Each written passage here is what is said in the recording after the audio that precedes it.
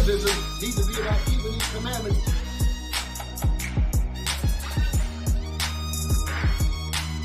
This is not what I expected out of them.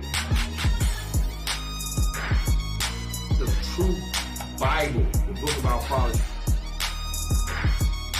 Right. The Most High has given us guidance on what we need to do.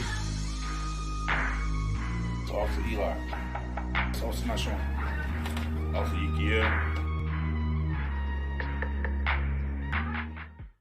Shalom, shalom, shalom, brothers and sisters. Most High in Christ bless you all. Most High in Christ bless you. Welcome to another episode and another edition of the Bible, the Book of Our Fathers. Tonight we're going into a new series. As you can see, we got our brown shirts on today, right? That's right. That's right. We're looking good, right? Yeah. Y'all all right? Yeah. All right. I'm Bishop Yawasop. Let me just, when we get these light crews, I think we might be all right. Can I dig it? Right. Yes, Can sir. y'all dig it? Yes, sir. All right. Yes, sir. So I'm Bishop Yawasop, and I'm Officer Eli. Shalom. Hey, shalom. Most High Christ bless Israel. Officer Nahshon. all right, all praise to the Most High. All praises to the Most High. So we're going to get right into it. The name of this topic that we're dealing with today is called Popular Persuasion and Truth versus Hate.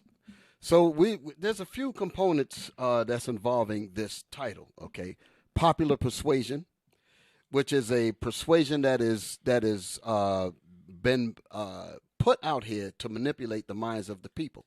So when you have an agenda out here in society that's geared to control people's thinking, they can actually cause people to think of the truth in the sense of something that we should not indulge in. And at the same time, they can be persuaded to indulge in lies, okay, because of the persuasion, the popular persuasion. Let's start off with this here, and let's get our gears oiled up. Yes, sir. Yes, sir. Israel united in Christ. Mm-hmm. We are not a hate group. We are not affiliated with any other Israelite group. Israel United in Christ is a non-violent Bible-based movement. We do not advocate or condone any acts of violence against any race, ethnicity, or gender. We advise that if anyone hears or knows of any plots to cause harm to anyone or to break the laws of the land, you must contact the proper authority to bring awareness to any possible threat, as stated in Leviticus chapter 5, verse 1. All praise to the Most High. So you see, we have to always bring this out because there is an agenda to demonize the truth. There is an agenda to turn truth and have truth to be understood as hate speech. Right. Mm-hmm. The victims of hate, the victims of violence, the victims of slavery, the victims of all kinds of robberies, rigged juries, murders. You know, we're at the bottom, okay? And the mere us trying to come out of it, the oppressor says, no, you're making too much noise. Yep. So that is deemed as hate speech, well, amazingly. So we're going to talk about that. What I want to say to this point is that the popular persuasion in truth versus hate, it's bigger than Kyrie. This is meaning Kyrie Irving. It's bigger than Ye or what's the brother name? Kanye, bigger than Kanye, or it's bigger than Hank Aaron. Hank Aaron, okay, and it's bigger than Jackie Robinson. I'm going back some. It's bigger than Muhammad Ali, and it's bigger than the Gladiators. Okay, the Gladiators. Now, the reason why I threw the Gladiators in there because there's something that we need to understand about the Gladiators and how they came to a point to overthrow the Roman Empire. It was those Gladiators, and we're going to talk a little bit about that. Once the Gladiators, because they realized that while they're in the arenas fighting against the tigers and the lions, and they're winning, you understand? Because, I mean, it was an unfair fight. They were putting us in the arenas with, and I say us because it was us. It was the Israelites, that the descendants of those that fled out of Jerusalem in 70 A.D. And also there were others that was captured, the ones of us that did not flee. Rome came into Jerusalem, captured our people, and the ones that they did not kill, they brought them into the arenas of Rome and made slaves of spectacles out of them. Okay, so that was the deal that happened there. So as we were in these arenas, winning against all of these, fighting these lions and these tigers and all of that, we got to a point where we realized that the people were really looking at us, the gladiators. And I mean, it was a spectacle to see a gladiator fall. It was a spectacle to see a gladiator win. It was hot dogs and all of that stuff was being sold in the amphitheaters and all of that because of that. So what ended up happening is that the fame of the gladiators became so great, and they just said, well, you know what? We can just take over the whole damn thing. Instead of just fighting these lions, we just take over the whole doggone empire. And the point that I'm making about that is that the fame that you would get is the same thing with these athletes today. Your Kyrie Irvings, your Magic Johnsons, Michael Jordan, Muhammad Ali. All of these men were able to summons millions and millions of people to follow them. So the objective came, although we enjoy having these slaves in our arena, these $40 million slaves, and although we're taking advantage of them, we have to make sure that they stay muted so they can't speak. In other words, you're just here to play the game. Right. Don't use your fame and your platform to think outside of what we put you on the field to do. So how did they do that? There was a whole lot of work that to keep us on the field, to keep us just to play the sport and have no mind for anything else. Muhammad Ali broke that. Muhammad Ali said, to hell with that. He said, I'm not going to fight in Viet Cong because them people ain't never called me nigga. Right. And look how they attacked him. They took his title from him and all kind of stuff. So anytime that our people look to stand up like men instead of just being brute beasts in the field, meaning in the field of sports, then they are attacked. They are vilified as hate. They are vilified as unpatriotic, and all of the rest of it. You've seen that happen with Colin Kaepernick. You've seen that happen with anybody that dares to stand up and be real men. Okay, and the same thing happened in the time of Rome, where you had the gladiators. We realized that we were not just beasts on the field and fighting. We are the people of the Most High, and we got together, having those secret meetings in those catacombs. All that stuff was going down, and when we came up to fight, we fought, and we were getting better with our skills. And the other thing that people didn't realize was that the Romans they used to put the gladiators over there in their armies. Introduce, like, you know what, you could teach, if you guys fighting so well like this here, you could teach my soldiers how to fight in war. Yep. And they said, well, the hell with that. If we gonna be, because once you get in the army, you got the whole doggone system. Right. So they just realized that we could just take over the whole damn system. And that's what began the Dark Ages. Esau said, we ain't going through that no more. So they wanted to make sure that to keep our minds docile so that we could never get ourselves together. I've been trying to turn this doggone thing off, and I can't figure this thing out. This thing just flickering in my face. As soon as I start the show, it just start going. I'm put this daggone thing in my mouth. Hey, Bishop. Go ahead, man. But to make the point, it's the same thing today. They fight. They play in coliseums. Yep. They play in arenas. They play in gymnasiums. Those are all of the same setups that was used in the Roman times to entertain the public. Right. And they're doing the exact same setup today. It's just that they're $40 million to keep their mouth shut. Right. Exactly. So I still haven't figured this thing out yet. Somewhere along the line, it's like they changed something on the app, and it's just not working right for me right now. So like I said, this is bigger than Kyrie Irving. This is bigger than Hank Aaron or Jackie Robinson. This is bigger than Colin Kaepernick. It's bigger than Ye, and it's bigger than Muhammad Ali and all of these greats that we know. Okay. But what I want to really talk about is that Hollywood and the Edomites, they know what to suppress. They know they know where they need to put their focus in on. Okay. Let's read Genesis 25, because I want to start off with a video. This is an old video. This is a video that goes back many years. Okay. And when I say many years, I'm talking about many years in IUIC.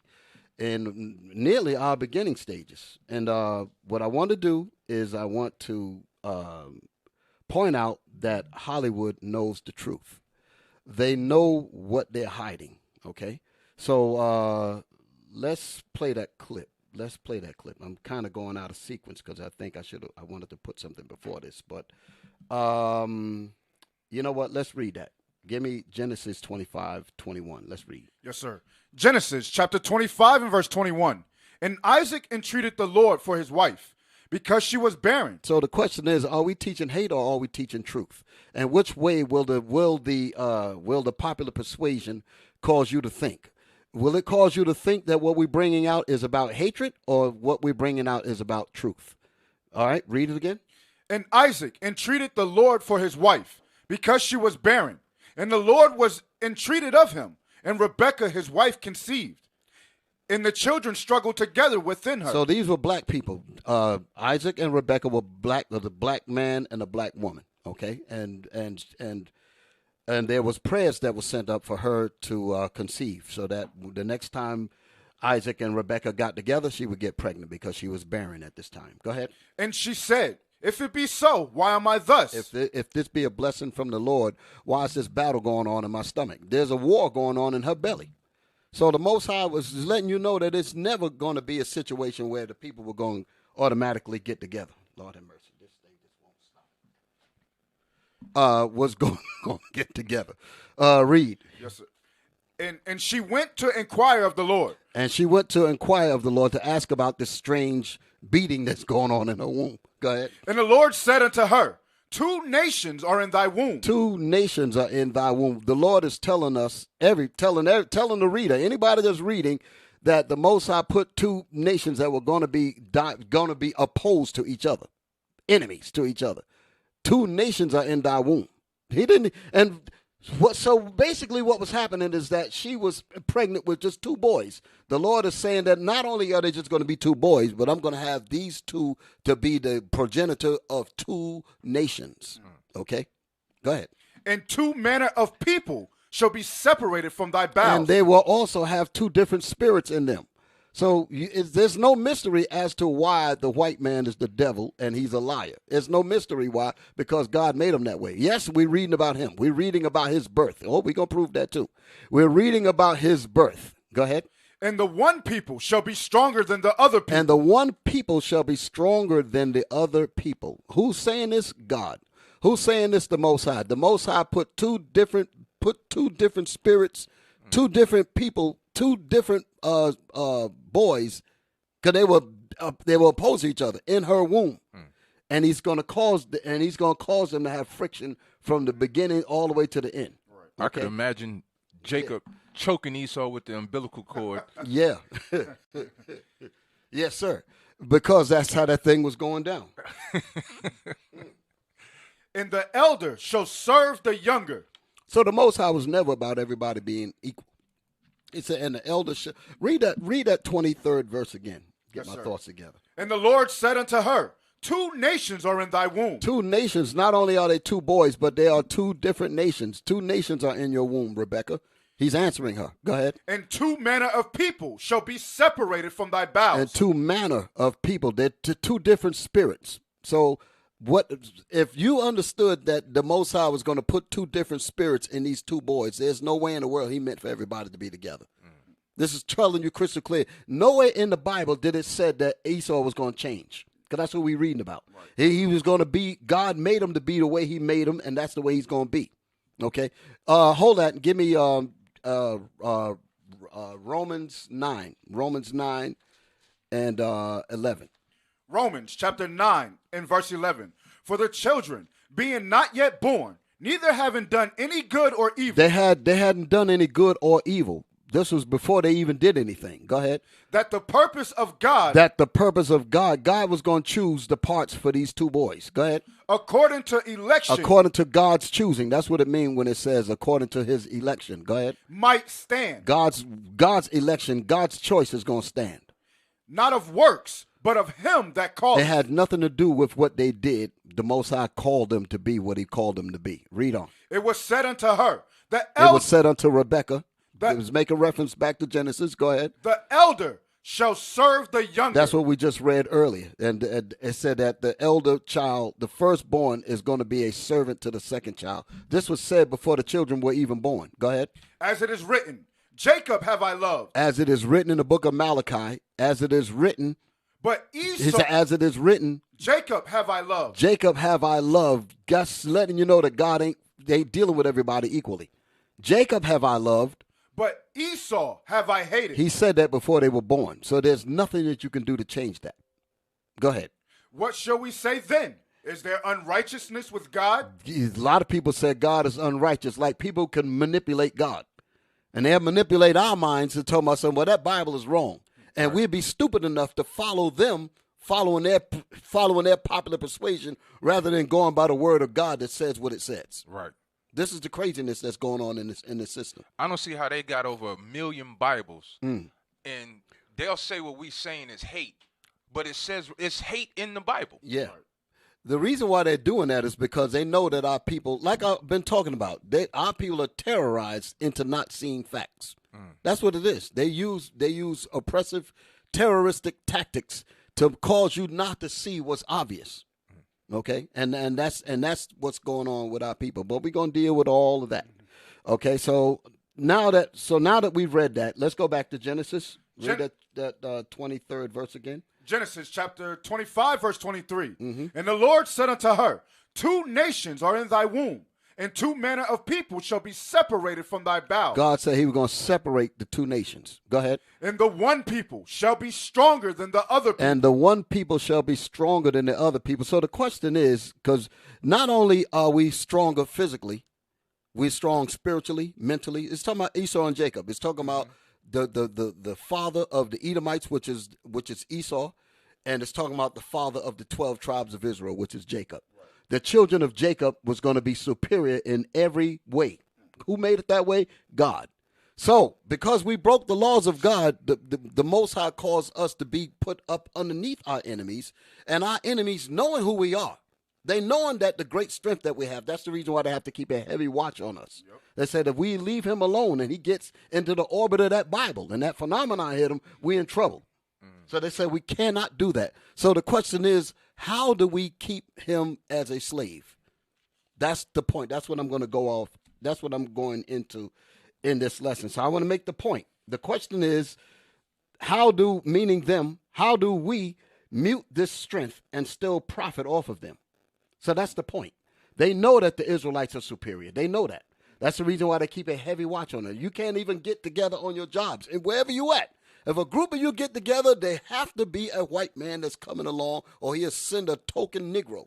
He will send a program marshmallow brain Negro to stand there and be a damn microphone for the enemy. He'll send him. But he knows it. He said he cannot allow you to be on your own without being monitored and supervised, because he knows who you are. A conqueror knows who he has in captivity. Okay? Read that statement again. Yes, sir. And the Lord said unto her, 2 nations are in thy womb. Go ahead. And 2 manner of people shall be separated from thy bowels. And the one people shall be stronger than the other people. And the one people shall be stronger than the other people. That's the 12 tribes of Israel. The Negroes, the so-called Haitians, the West Indians, the Puerto Ricans, the Dominicans, the Cubans, the Mexicans. All these people are stronger. The nation of Israel is stronger than everybody else. And that's the reason why the nations love to have us as slaves, love to have us as servants. That's the reason why. That's the reason why they got Issachar all in the homes and all of that, because they know that the only what's wrong with us is that we don't have our history, but our bodies. If you can train our bodies to just work, you got a hell of a workforce. And Esau knows that. He said, but the thing I have to do, I have to make sure that they be away from their history, and I can use them because they are the best workers ever, because they are the people of the Bible. But let me make sure that they don't get that history. And that's what's going on with Kyrie Irving, all of them. They said these people are trying to, these people are trying to get back to their natural habitat, meaning the Bible.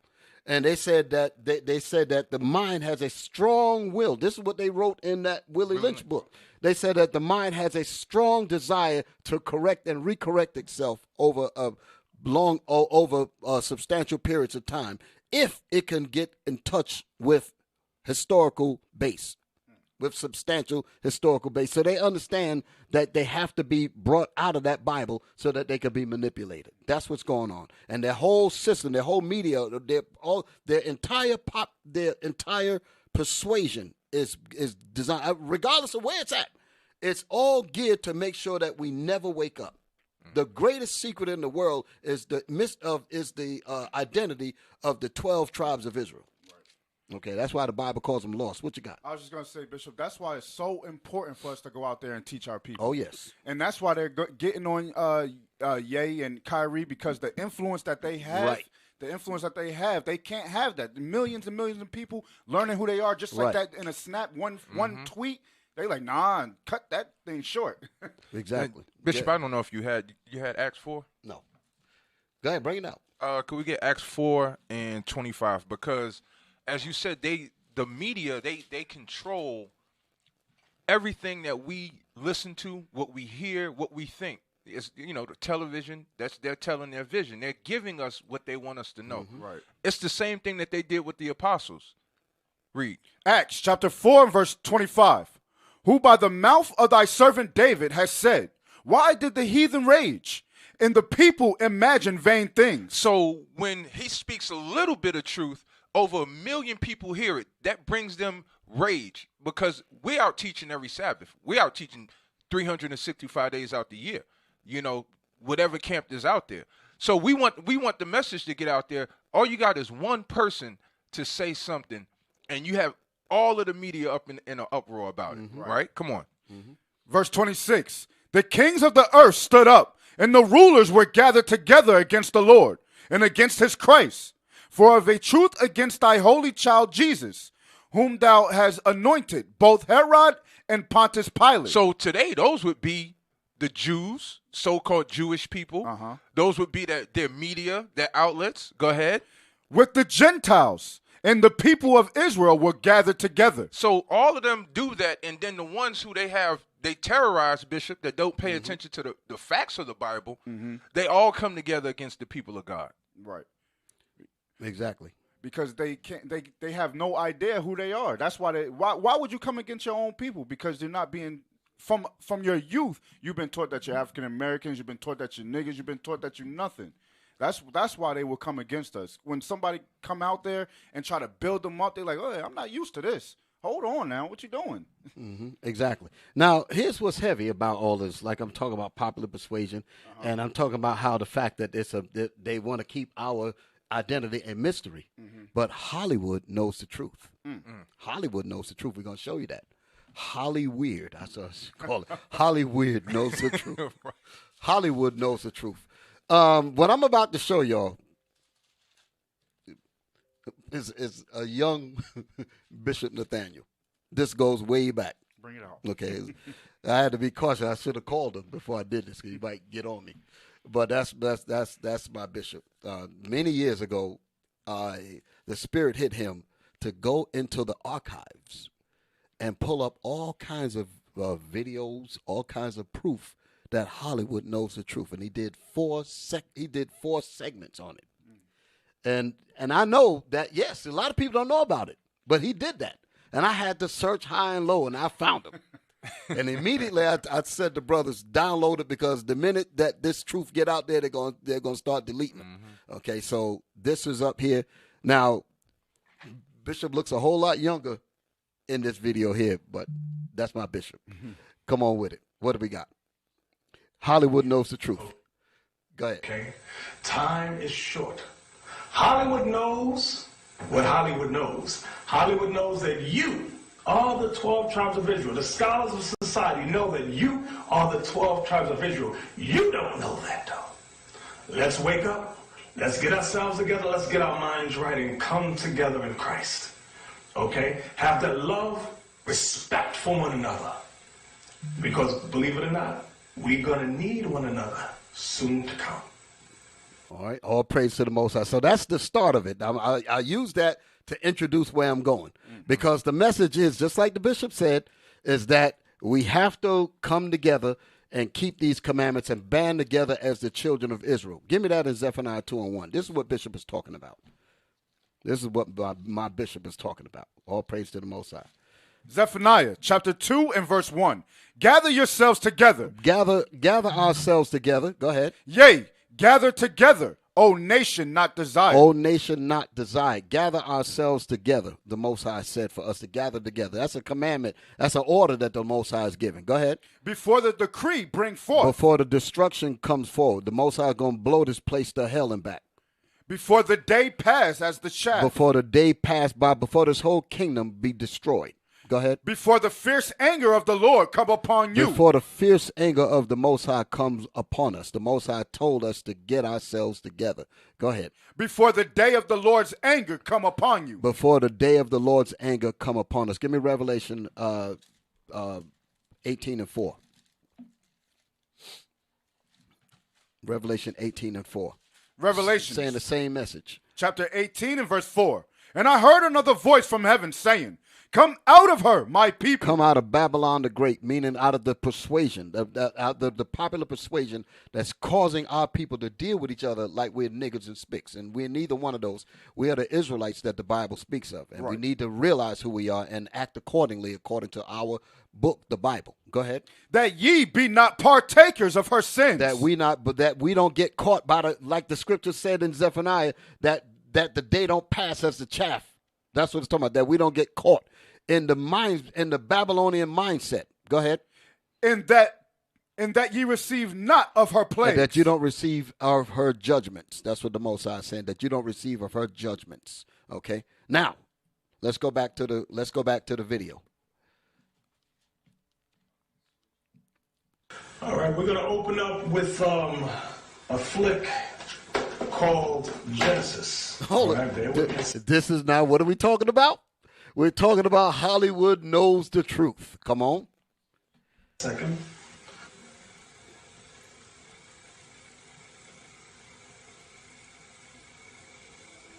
Now that's an actual DVD. This is a flick put out by a guy named Sheikh Umar Sissoko, okay? And in it, what I want you to look at, now this was an independent film, all right, done in Africa. I just want you to see how the sons and daughters of Ham portray Jacob and Esau. Now, even though it was an independent film, there's nothing that goes down on this earth that Hollywood and Esau don't know about. So he knows that this video exists. He knows that this information exists, but he'll keep it among himself. He'll know that it exists. But even like we were talking about with Kyrie and all the rest of them, they don't mind them knowing if they keep it to themselves. That's what the problem is. Right. They'll have this truth in books. They'll have this truth in movies. They'll have this truth in all kinds of areas. But as long as it's not too many of us that know about it, they'll let it be. They let it rest in these prestigious bookstores and colleges, in these books and all of that. They'll let the truth stay in there because they figure many of us ain't checking that out. Yep. But if somebody grabs that book and puts it on a national, international platform, then all of a sudden they're tearing him up rather than the author that wrote the book, because they said now you've exposed him to the slaves. Because while they was in the libraries, the slaves didn't know about it. While it was in these books, the slaves didn't know about it. But now you went in there and brought it up. Now it's out there. So Esau knows that videos like this exist, but the question is, how many of our so-called Negro and Hispanic people know that these documents exist? That's the point. That's the point. If they played this in the theaters all over the place, it'll be a big-ass problem. They'd be like, shut it down. It'll be like, wasn't it Hebrews to Negroes all over again? Right. A documentary that's been out for years. Right. But because Kyrie just posted the link, he didn't even say nothing. Just put it up there. They said that nigga just put it up there, and now he got all of the niggas asking questions about it, and the doggone viewership went up like crazy. Why? Because it's no longer hidden. That's the whole point. Go ahead. Let my bishop roll. The reason for this is we did a teaching explaining Genesis 25:25, and for some reason you get many unlearned Israelites who want to pop up all around YouTube and then try to contradict everything we bring out of the scriptures. And they sit there and go, Jacob, how they go? Esau was the black man. Esau was black like me. Don't listen to the guy that say Esau was the white man. Esau was black like me. These unlearned Israelites that's popping up all over YouTube, listen, avoid them like the plague. They're very unlearned. Okay, so we're going to... So, as you can see, the bishop explains the importance that Hollywood knows the truth, regardless of who made the film. It's a made film, and it's out there. People know about it. Okay? So, now let's go back to Genesis, and let's read. Let's read, and then we're going to play the film. Now, where do we stop at? We stopped at 9. Okay. Read. Genesis chapter 25 and verse 24. And when her days to be delivered were fulfilled, behold, there were twins in her womb. And they were not identical twins. They were fraternal twins, meaning they were fertilized at the same time, because it already told you that they were two different nations. Go ahead. So they were not identical. Read. And the first came out red. And the first child came out red. Remember that statement right there. And the first child came out red. Why did God have it recorded in the Bible that it came out red? Because everybody was brown. Right. Was brown like the ground. Okay? Was brown like the ground, like the dirt that Adam was made out of. Everybody looked the same. That's the reason why when you read from Adam all the way down, you don't read nothing about a child color, because it all was dark brown. And the only time they mention color, like when you read about Miriam, who the Lord slapped her with leprosy, that's when color was mentioned, which lets you know that she was a black woman. Let me show you some racism real quick. Give me Numbers, the 12th chapter. Watch this here. Let me show you some popular persuasion that cause our people to just ignore facts. Now, like what I said, all of the people from Adam all the way down to what we read was all brown. Brown, different shades of brown, so you can understand. You got it? 12 and 1. Numbers chapter 12 and verse 1. And Miriam and Aaron spake. Miriam was the sister of Moses. I remember playing the clips from that movie, The Ten Commandments, Cecil B. DeMille, that made that movie in the 50s. Went over to Cairo, Egypt, and actually filmed the Ten Commandments in the place where it's pure black people all over the place. And he's got Moses as a white man. And had Miriam, because I think they showed her in the beginning with the basket. Miriam as a white woman had all the, it was just garbage how they just did that. Just lied. Damn. Go ahead. And Miriam and Aaron spake against Moses because of the Ethiopian woman. Wait a minute now. Here's the racism now. Read that statement again. They said that Miriam and Aaron spoke against Moses because of the what? Ethiopian woman. Nobody is going to mistake Ethiopians as white people. Nobody. The minute you hear Ethiopians, everybody has a mental image of what it's talking about. Right. So what would people with their racist upbringing, with their racist indoctrination, they will think that Moses is a white man dealing with a black woman, and his white brother and white sister, Moses and Aaron, got mad at him because she was a black woman. That's the racism that they have taught our people, which is complete BS. That's not the reason why they were mad at Moses for that. They were mad because Moses was dealing with a woman of another nation, and God, the Most High, allowed it. That's what the reason was. It had nothing to do with the color. So I have to say that because people have been, and Geno Jennings in his church has not corrected this. Right. You got these preachers out here that have not corrected this. They allow the sickness to go down knowing that it's wrong, knowing that our people are suffering from these kinds of lies. Okay? So, read that again. And Miriam and Aaron spake against Moses because of the Ethiopian woman whom he had married. For he had married an Ethiopian woman. For he had married a woman of another nation. Okay? Like I said, people knew that the woman was black, but they can't lie about her being an Ethiopian. They can't make her white, because they would have done that. But no, she was a black woman. Just like they could not hide the fact that they had to put that black actor in the Ten Commandments. They could not hide him.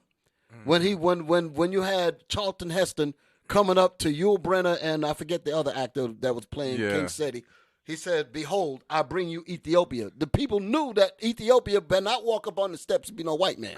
So they said, he said, got to be black.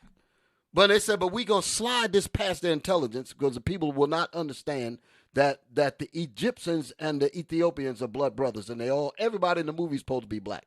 The only people that's in the movie that was supposed to be white was the Amalekites that came at the well to fight against the women that was drawing water. Those are the only people that were supposed to be white in that entire movie. Everybody else is supposed to be black. Everybody. Go ahead. Where we at? Verse 2. And they said, have the Lord indeed spoken only by Moses? Give me verse 10. Numbers chapter 12 and verse 10. And the cloud departed from off the tabernacle. And behold, Miriam became leprous. Miriam became leprous. If she became leprous, that means she looked different from the leprosy. Read that again. Miriam became leprous. What does it mean, leprosy, in the Bible? Read. White as snow. Her brown pigment was missing. She looked like Esau. That's what it's telling you right there. She looked like Esau. Read that statement again. Miriam became leprous. She became leprous. She became leprous, meaning she wasn't leprous. She became leprous. That Most High smacked her with leprosy. Smacked her with whiteness. Smacked her with whiteness. And they lied. They said that Noah cursed Ham with blackness. And everybody was black. Right. Complete lies. We're actually reading about a curse right here. Leprosy. Right. Okay? That's in the book. That's in the Bible. Leviticus is also written in there too about leprosy. Now, give me Exodus 4 and 4, I think. Exodus 4 and 4.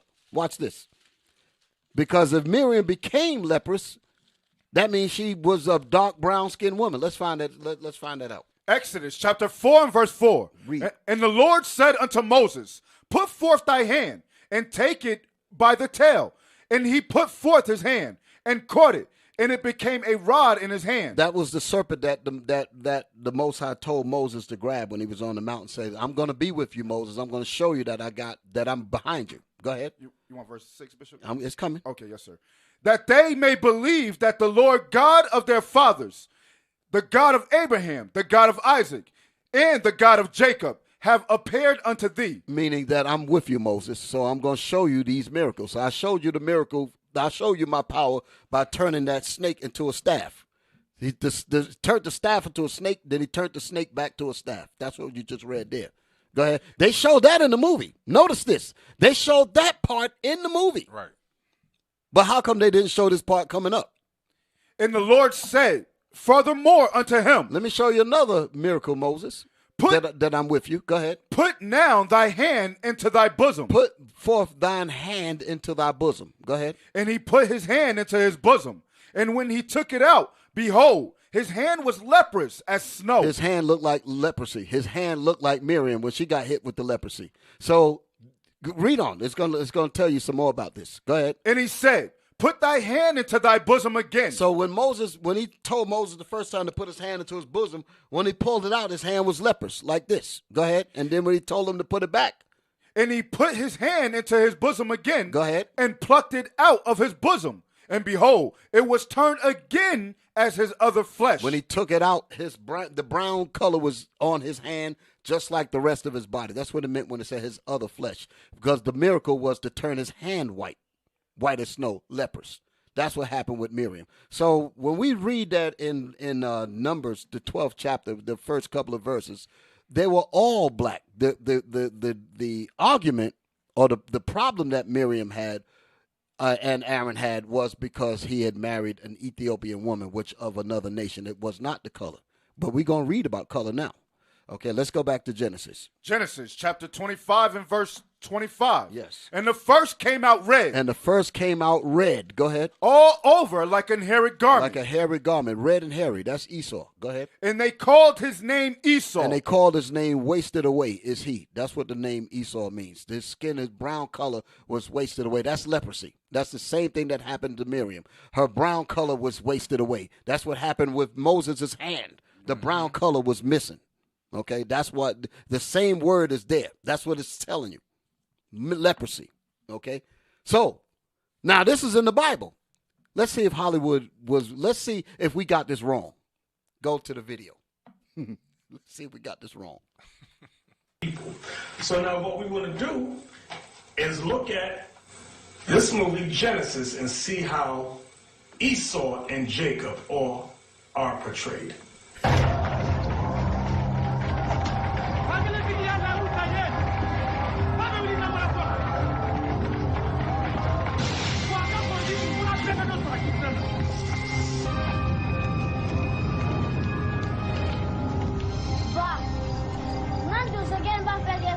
So pause it. He said, Father, why does the hunter want to kill you?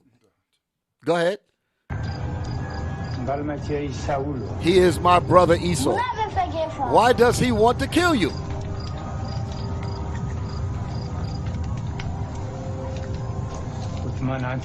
We were children at the time. Hold it. Now he's getting ready to explain it to him. Because that's his son. He said, I'm getting ready to explain why this man wants to kill me. He said, at dawn, Esau was gone hunting. Read it. Go ahead, play on.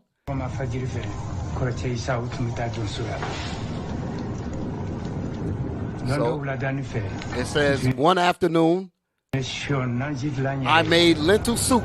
Go ahead. Esau returned from the field, from the hunt. Go ahead. With nothing. Hunger had gripped him. Wait a minute. What the hell? Who's coming up on the backside? Go ahead. Let him play.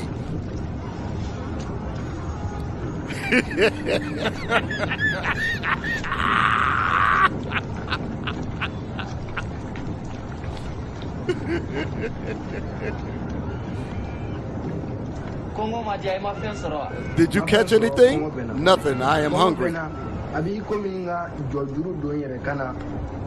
said, I could sell, what he said, I could sell myself into slavery for some food. Now, the Most High made, hold it. The Most High made that son beat down on him that day. Okay? So, the Most High setting this whole thing up. He come back hungry, tired, at the point about to die, famished. Yeah. Famished. Go ahead. So Jacob says, you ain't catch nothing? He said, no, I ain't catch anything. He said, go ahead. He said, well, wait till the night, then you'll get something to eat. He said, Jacob, my beloved brother, I beg you. I am about to die. Die? Well, go ahead. And that way I'll be the eldest son. Be the eldest if he said be the eldest. I don't care. Go ahead. Just give me some food, damn it. Are you sure about that? Swear it. I need you to swear. I don't believe you. Swear it. Better than that. Okay. So my brother, he swore. He said, Esau, son of Isaac, descendant of Abraham and Noah, I swear before God that I sell my birthright for the soup, for your soup. So that's what he did. For some lentil soup? Exactly. Okay. The son, listen, you mean to tell me he gave up the position of the firstborn for some damn soup? Give me Hebrews, man. Give me Hebrews. Give me Hebrews. Okay. Hebrews chapter 12. 16, right. 12 and 16. Come on. Hebrews chapter 12 and verse 16. Lest there be any fornicator or profane person as Esau, who for one morsel of meat sold his birthright. So that's in the Bible. So these brothers that made that film, they knew that. And Esau knows that. And Hollywood knows that. He sold his birthright. Such a vain person. That's why the son said, you mean he'd sell all of that for just some lentil soup? Yes. Because he's a vile demon. Okay? Go ahead. For ye know how that afterward, when he would have inherited the blessing. He would have inherited the blessing of being the firstborn of God. Okay? He was rejected. The Most High rejected him and his whole seed. The whole seed of Esau is rejected. Okay? For he found no place of repentance. For he found no place of repentance because of that one act, go ahead, that God caused him to do. Go ahead. Though he sought it carefully with tears. Though he cried with tears to try to get that blessing back. When he went to his father later on and said, bless me. What about me? And he's and Isaac had to give him the blessing of weapons to make him conquer and all that, so that he could be built up. All of that was the plan of the Most High. All of that was the plan of the Most High. There was something I was going to bring out about that thing. I just went off on a tangent somewhere. About Malachi. Malachi 1 and 4. That's what I need.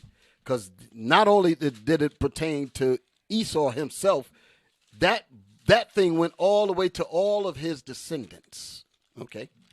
Malachi chapter 1 and verse 4. Whereas Edom saith, we are impoverished, because they are not the children of the Most High. Go ahead. But we will return and build the desolate places. And we will build the desolate places. Come on. Thus saith the Lord. They're going to build up America. Thus saith the Lord of hosts. They should build, but I will throw down. We're in that time where the Most High going to throw this whole kingdom down. Go ahead. And they shall call them the border of wickedness. He's being revealed right now.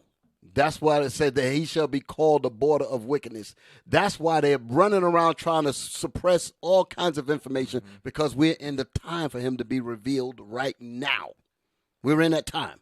So we're at the doors, brothers and sisters. We are at. That's why we read that earlier when the Most High said, "Gather yourselves together, because the day is going to come as a chaff." That's where we're at right now. The Most High is about to completely reveal him. You can't put the genie back in the bottle. It's out there, and it's going to get worse and worse and worse. Go ahead. And the people against whom and the who? And the people. And the people, not just Esau himself. And the people, the Edomites. Go ahead. Against whom the Lord have indignation forever. Has indignation forever. That's the entire nation of Edom. The Most High is against them all. That's why he says, Jacob have I loved, but Esau and Edom and the Idumeans, all of that race, the Most High says, I hate them. Okay? Even the ones that's in our land calling themselves Jews, he's talking about them too, because they ain't no different from the regular Edomites. Right. Bishop, you know how heavy that is? Me and Officer was working the other day, and we was talking about meat. And the Edomite said, I said, I like my meat well done. Oh, no. He said, I like my meat damn near mooing. Yeah, damn near what? Mooing. Meaning he wanted it alive. He wanted red. He said, mooing, meaning he want the cow still alive. Yeah. that's what I'm picking up. And me and this child was looking at you like, boy, that's Esau. Yeah, that's him. So that, again, to your point, also, that shows you that the Bible is true. Oh, yes. Oh, Jacob over here talking about, hey, I need my meat well done. Esau like, nah, I want that thing alive. With the blood running out. Dripping out. Yeah. Hey, like I said, they put these things in movies, like the movie Pulp Fiction. There's a scene in there where they were sitting in a restaurant, John Travolta and I forget, and Uma Thurman, whatever her name is. They were inside. They were inside a restaurant where they sit at it. They had tables that looked like cars, and the guy came over to take their order, and he said, "Well, what would you have? You want a Bronto burn up something?" He said, "Or bloody as hell." He said, "I want my burger bloody." Bloody as hell. I can't have it no other way. They put those innuendos in these movies to see who's awake. That's the point. That's why they put these things in these books, to see who's awake. And if people that watch the movie won't pick up nothing. Watch Natural Born Killers won't pick up nothing. Well, go to the libraries won't pick up nothing. But if one of us explain the movie, then they'll take the movie off. Right. If one of us in prominence, I'm talking about, let's say Kyrie Irving really understood what those movies were about and brought that information like he did with Hebrews to Negroes. Right. If he just mentioned it and the people catch on, they'll ban the movie. That's how these people, because they understand that the people have to stay ignorant and stupid. Yep. That's some stuff, man. It's amazing when you really start to see how this whole setup is. You really is quite a thought, you know. Right. So Genesis 25 and 26, read. Genesis chapter 25 and verse 26. And after that came his brother out, and his hand took hold on Esau's heel, and his name was called Jacob.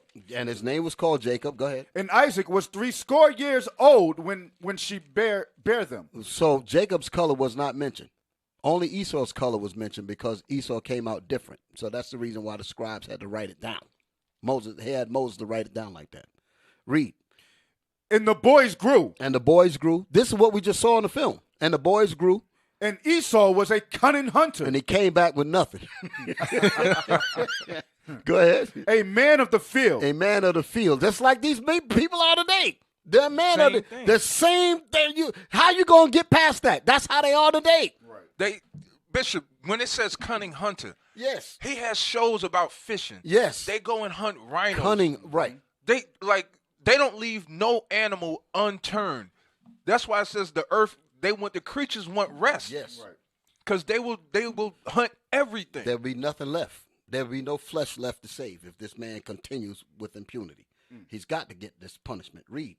And Jacob was a plain man, dwelling in tents. Read. And Isaac loved Esau, because he did eat of his venison. Because of that meat. Esau brought that meat back. Jacob liked that. Isaac liked that meat. Come on. But Rebekah loved Jacob. But Rebekah knew the prophecy. Go ahead. And Jacob sowed pottage, and Esau came from the field. That's what we just saw in the film. And Esau came from the field. And he was faint. And Esau said to Jacob, feed me, I pray thee, with that same red pottage. With that same raw meat. The raw meat that was in the pottage that made it red. Come on. For I am faint. For I am about to die. He said, you going to die? Remember that in the film? He said, you going to die? Are you serious? Go ahead. Therefore was his name called Edom. Because he sold his birthright for that thing there. Ain't that beautiful? Yeah. That's beautiful. That's super beautiful. The Most High had it set up from the very beginning. So I remember Bishop Kanai, he did a Sabbath class about Esau and his behavior.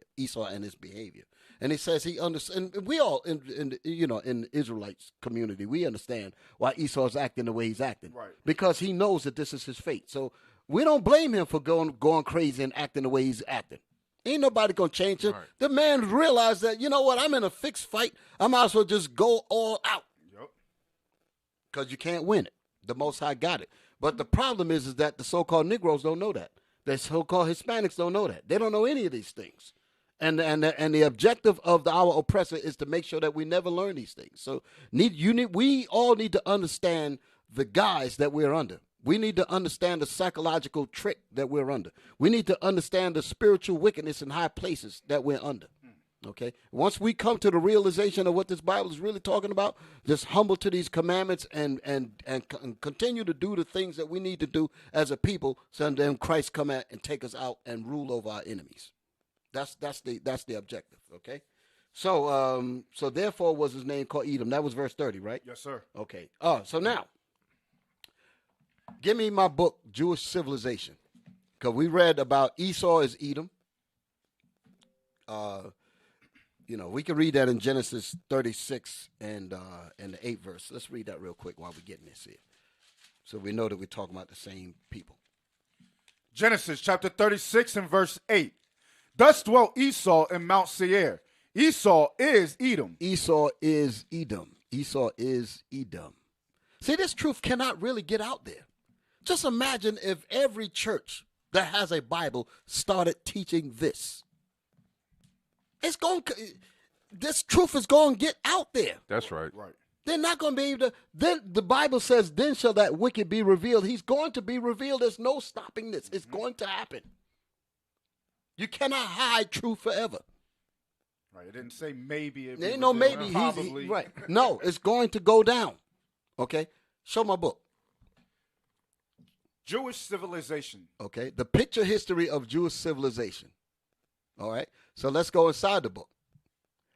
Picture history of Jewish civilization, Chartwell Books Incorporated. Next page. Okay, let's read that right there. Drop down at the bottom. The secrets of yeah. Where you at? Yeah, right there. Lord of the Universe. This is on page. What page is this? Move it up, sir. What page is this in the book? This is page 94. I remember. It's page 94 in the same book. Let's start reading. Yes, sir. Lord of the Universe. So this is the book that the white man passes backwards and forwards to themselves. Like I said, they know about these records. Hollywood knows these records. These directors know these records. All of these people in these high places, they know these records. The problem is that a so-called Negro can't find out about it. Imagine if Kyrie Irving or Magic Johnson or any of these guys put this book on their Instagram. Just imagine that. Just put it as a profile. Just put it as a profile picture. Just put it as a profile picture, and it's a Shut it down. Shut it down. Kill him. Deactivate his account. Deactivate. Not only that, kill him. Go ahead. Lord of the universe, is it not enough for your sons what the evil kingdom of Edom, Rome, did to them, that you must also send the kingdom of... Hold on. The evil kingdom, the what? The evil kingdom of Edom, Rome. Huh. The evil kingdom of Edom, Rome. That's what we just read. Look at that again. Your Lord of the universe, is it not enough for your sons what the evil kingdom of Edom, Rome, did? So what is the scholars of these books saying? He's saying that in case you don't understand who Edom is, it is Rome. Edom is Rome. Go ahead. Did to them, that you must also send the kingdom of Ishmael against us. The Holy One, blessed be he. They said that that you must send the... You must also send the kingdom of Ishmael against us. Drop down. And there shall be a great hatred. Right there at the bottom. And there will be a great hatred. And there will be a great hatred between them and the children of Esau, Rome. The children of Esau, in case you don't understand who the children of Esau is, it's Rome. That's what they're telling you in this book. You see that? That's some heavy stuff right there. And they wrote this. And they don't have no problem with Chartwell books. And they don't want this coming out because then they'll read in the Bible, Esau have I hated, yes. Jacob have I loved, and if they right here they're saying Esau is Rome, it would be obvious who God hates. That's why they don't want that thing out. Right.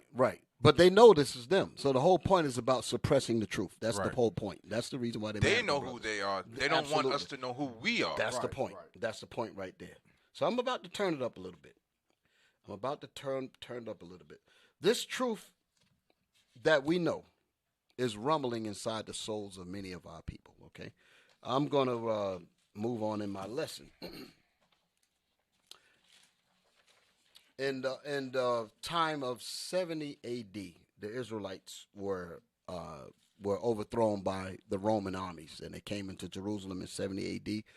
And, when we read that in the book of St. Luke, chapter 21, you ain't got to get it, chapter 21, verse 20 to 24, Christ was telling us that if we did not get out of Jerusalem, we will be destroyed by the Romans. When you see the armies surrounding Jerusalem, know that the destruction that Moses prophesied in Deuteronomy, the 28th chapter, was near.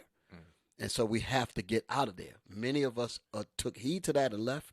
There were others that did not want to leave because we had lands, we had things that we did not want to leave, which is basically like Lot's wife. That when the order was get the hell out of here, we did not want to leave. So when the Romans came in, they did not play games. They chopped our babies, they chopped our people up with the swords, killed us, and destroyed our people utterly. And after that, Jerusalem was rid of Israel. And then what ended up happening? The so-called white man, manufactured as the Jews, were placed in there. Give me verse 24. 21, 24. That's what happened.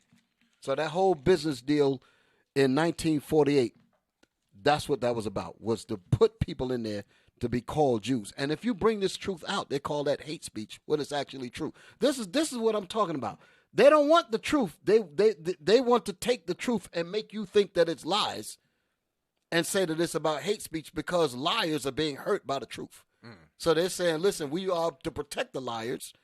And if you bring in truth and hurting the liars' feelings, you're anti-Semitic. Yep.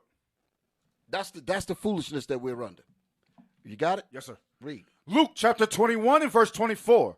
And they shall fall by the edge of the sword. The Israelites that did not leave Jerusalem, that they shall fall by the edge of the sword. So you had many groups that did leave. Okay, like when Rudolph R. Windsor's book, he said that over 1 million Jews fled into Africa, and it said that they were black. Okay, in his book.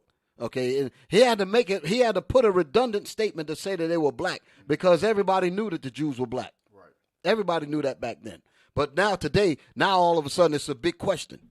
So he had to make that point in his book to say that the slave markets were full of black Jewish slaves. Right. In Rudolph R. Windsor's book. Okay. So read.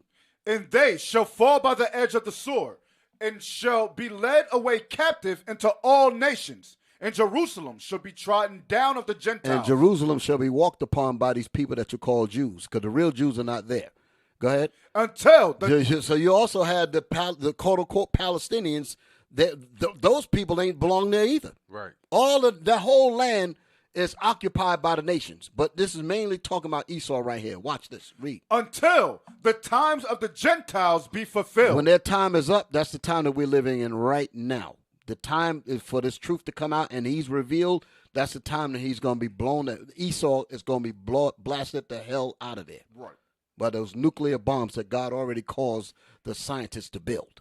Most High is beautiful. He caused them to create the weapon of his indignation to destroy the whole land. That's what he's going to do to this country, and he's going to do that to Israel. Because those are the two countries that Esau said that these two nations are mine. Okay? So that's going to happen until the times of the Gentiles be fulfilled. Let's go to my books now. Because I made a point about Israel being taken out of Rome. Been taken out of Jerusalem and brought into Rome. Okay? Now, so the name of this book is called Imperial Rome by Time Life Books. Look at the cover, as you can see that. Now, let's open up the book. Imperial Rome by Moses Haddaz, so-called Jew. Here we go again, a so-called Jew. The great ages, zoom in on that so they can see the top part. The great ages of man. You realize that Time Life Books is the greatest book company on the planet, pretty much. Mm-hmm. Okay, and they got these records. We're going to find out what they've been hiding in their secret treasures. Okay, because the Negro won't know nothing about books like this here. Right. Okay, Imperial Rome by Moses Haddaz. Let's go inside the book. Let's see what we got. Hold it. Now, what are we looking at? Now, before we go this, give me another page. I'm gonna come to this later. I'm gonna go back again. Okay, that's good. Let's zoom in on that. Look at what you see. So, like I was saying earlier, when the Israelites were taken out, the ones that fled down into Africa, the majority of those ended up on the West Coast, and later in the 1600s was rounded up and sold into captivity. So we know about that group. But then there was another group that did not leave, and the group that did not leave, they were captured by Rome. The ones that they didn't kill, that didn't fall by the edge of the Roman sword, right. Many of them was captured and brought into Rome as slaves, and that's where this comes in at. Okay, so as they were brought into Rome and made slaves in the arenas, that's what, when you watch that movie Gladiators, that's the reason why they had a black man playing one of the main parts in there, because again, Hollywood knows the truth. They know that the gladiators were black people. They know that. Okay, they threw Russell Crowe in there, but they knew that the gladiators were black. Nobody even thought about that. Where the hell these black people come from? Because all the people in the movie are supposed to be black. Matter of fact, he was already a slave when they got Russell Crowe. Yeah. Right. Exactly. Damn. There you go. So now let's zoom in on the words here. Bizarre games of the gladiators. Bizarre games of the gladiators. Hail Emperor, those who are about to die. Yeah. Salute you. Mm-hmm. With the solemn address, the gladiators scheduled to fight filed past the imperial box. Yeah, the gladiators scheduled to fight, they filed past the emperor's box. Go ahead. Most of them were prisoners of war, slaves or criminals. Yes, most of them were prisoners of war because they went out to get us. Okay. Now there's some time that's sparingly in this here. You had the children of those that were brought out of Jerusalem in 70 A.D. The descendants of them, they were also victims of the or being conquered as war captives. Right. So they brought them into what we're reading here. It says most of them were prisoners of war, slaves or criminals. Go ahead. Sent through stern training schools. Go ahead. The night before. So they sent them to train, just like they deal with our athletes today. Just like they deal with our athletes today. They put them through these training schools and all of that so that they can be in the greatest in the sports and all of that. Yep. Teach them how to box. Teach them how to play basketball. Teach them all of that to make them an energetic athlete. The best entertainer you can be. Exactly. Right. Go ahead. Go ahead. What you had something? I was going to say, now they hold those camps. They'll have from the youth up, they'll have basketball camps and football camps and all these different type of camps for them. To indoctrinate them early on to say, hey, everybody out of 1 million kids wants to play football. Yep. So they're focused on that, but then when it comes to the Bible, they don't know anything about it. Go ahead, Bishop. Exactly. So let's read on. The night before, they had been feted at a lavish banquet where fans came to eye favorites. They came to eye their favorites. They came to look at Kyrie Irving. They came to look at Magic Johnson. I'm bringing it up today. Herschel Walker. I'm naming some of these old guys, right? Some of these old football. I'm not into sports, brother. Y'all already know that about me. I started naming the old people when I was young. Yeah. You know, Darryl Dawkins was a basketball player. Jock the J, all those guys. Tony Dorsett, you know, all them old football players. Go ahead. Where fans came to eye favorites. And that's how they do. They got jerseys, you know, they like, oh, we can see so-and-so. Right. So those guys are like gods. Mm-hmm. That's what was happening. Go ahead. A lot of them arenas are being sold out because of these men. Exactly. Kyrie Irving, Michael Jordan. These arenas are being sold out because of these men, and that's why their influence is so high. That's why they cannot have that. Exactly. Just think about all the money they make off of merchandise. Mm-hmm. You know, the stuff outside of them even playing the sport. That name on the back. You know, we used to grow up, we would buy the jerseys, right. we would buy the sneakers. Yeah. Right. So pay big money. I mean, that person, that name in itself makes them billions of dollars. Yep. And they'll have let's say you got a basketball team of 15 people, well, 12 people. That each of them brings in $1 billion through merchandise and stuff like that. Damn. So long as you keep that up, you all right, nigga. You all right. That's what we paid for. We bought your name too. That's what they're saying. We bought your name. Your name belongs to us. Yeah. They said they'll trademark your damn name.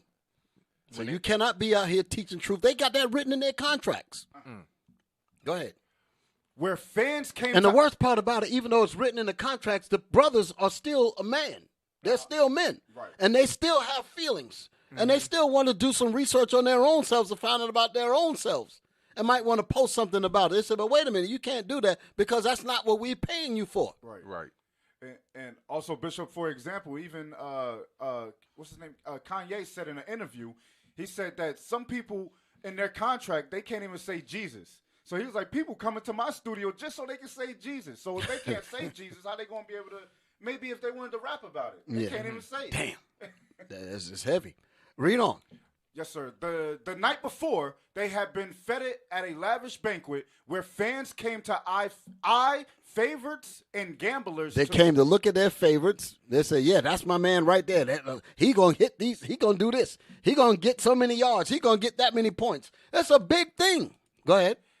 And gamblers to estimate odds. To estimate odds. The gamblers. That's Vegas. I bet you. Huh? That's Vegas. The gamblers estimate odds. This one right here, man, he ripped the lion's head last week. That's what I'm talking about. Wow. He's going to do this. He's going to beat that gorilla. He's going to do this. That's them betting odds on us. Go ahead. Now, in the stands, peddlers hawked cold drinks, buns, and sausages. So they're selling food and all of that, just like what's going on in the arenas today. Same thing today. Go ahead. The more unusual the contest, the better the Romans liked it. The better the Romans liked it. So the people that's in the arenas on the parts down there were not the Romans. They were being entertained. These would basically be your owners today. Wow. What's his name? Sterling and all that would be those guys. Watching these athletes do all kind of stuff. That's basically what we're looking at. This is where it all comes from. America is Rome all over again. Read. Gladiators often fought with mismatched weapons. Gladiators often fought with mismatched weapons because that makes the sport more interesting. Go ahead. Negroes, a rare sight in Rome, were matched with each other. So who were these Negroes? Gladiators. It's telling you straight up. Gladiators often fought with mismatched weapons. Then it goes and it says, Negroes, a rare sight in Rome. Now, wait a minute now. You know I got to deal with that. You get the definition? Huh? Ham? No. No. I ain't got. We dealt with that already. But they're talking about black people. It says Negroes, the black man. It says that gladiators often fought with mismatched weapons. Then it goes right into it and said Negroes were. Let me skip the part that it says a rare sight in Rome because that was put in there to throw you off. That was put in there to throw you off because up until this point, you was thinking that the gladiators were white people. But when you look at the records, come out of this for a second. Come out of this. We're coming back to this here. Come back to that first page that I showed you. The big page. The big page. That one there. Click. They say now, look at the guy on the end there. They say a rare sight in Rome. That's a gladiator. That's a gladiator. Okay? So they're not, when they say a rare sight in Rome, there wasn't nothing rare about that at all. The gladiators were black. The gladiators was the Israelites that was brought into the arenas. That's what you're looking at. Now let's go back to the words. That ain't rare at all. There's plenty of them. Read that again. Gladiators. Gladiators often fought with mismatched weapons. Go ahead. Negroes, a rare sight in Rome. So basically, it should say Negroes were matched to fight with each other. Right. Leave that part, a rare sight in Rome. That was put in there to throw you off.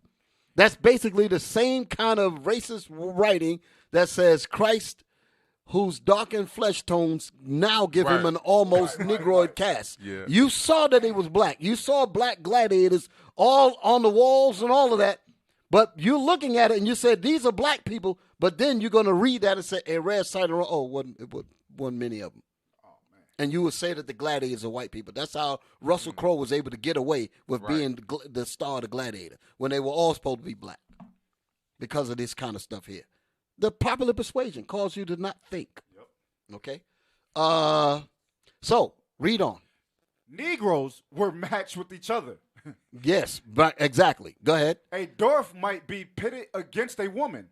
A superb fighter became a popular idol. Became a what? Popular idol. Became a popular idol. Go ahead. And might even win his freedom. That's when they were putting them over the legions, putting them as commanders over their armies, because they liked the way they fought, and they end up training their armies. And the next damn thing you know, they got in control of the army and overthrew the whole deal. Now let's prove that the gladiators were not just some rare sight in Rome.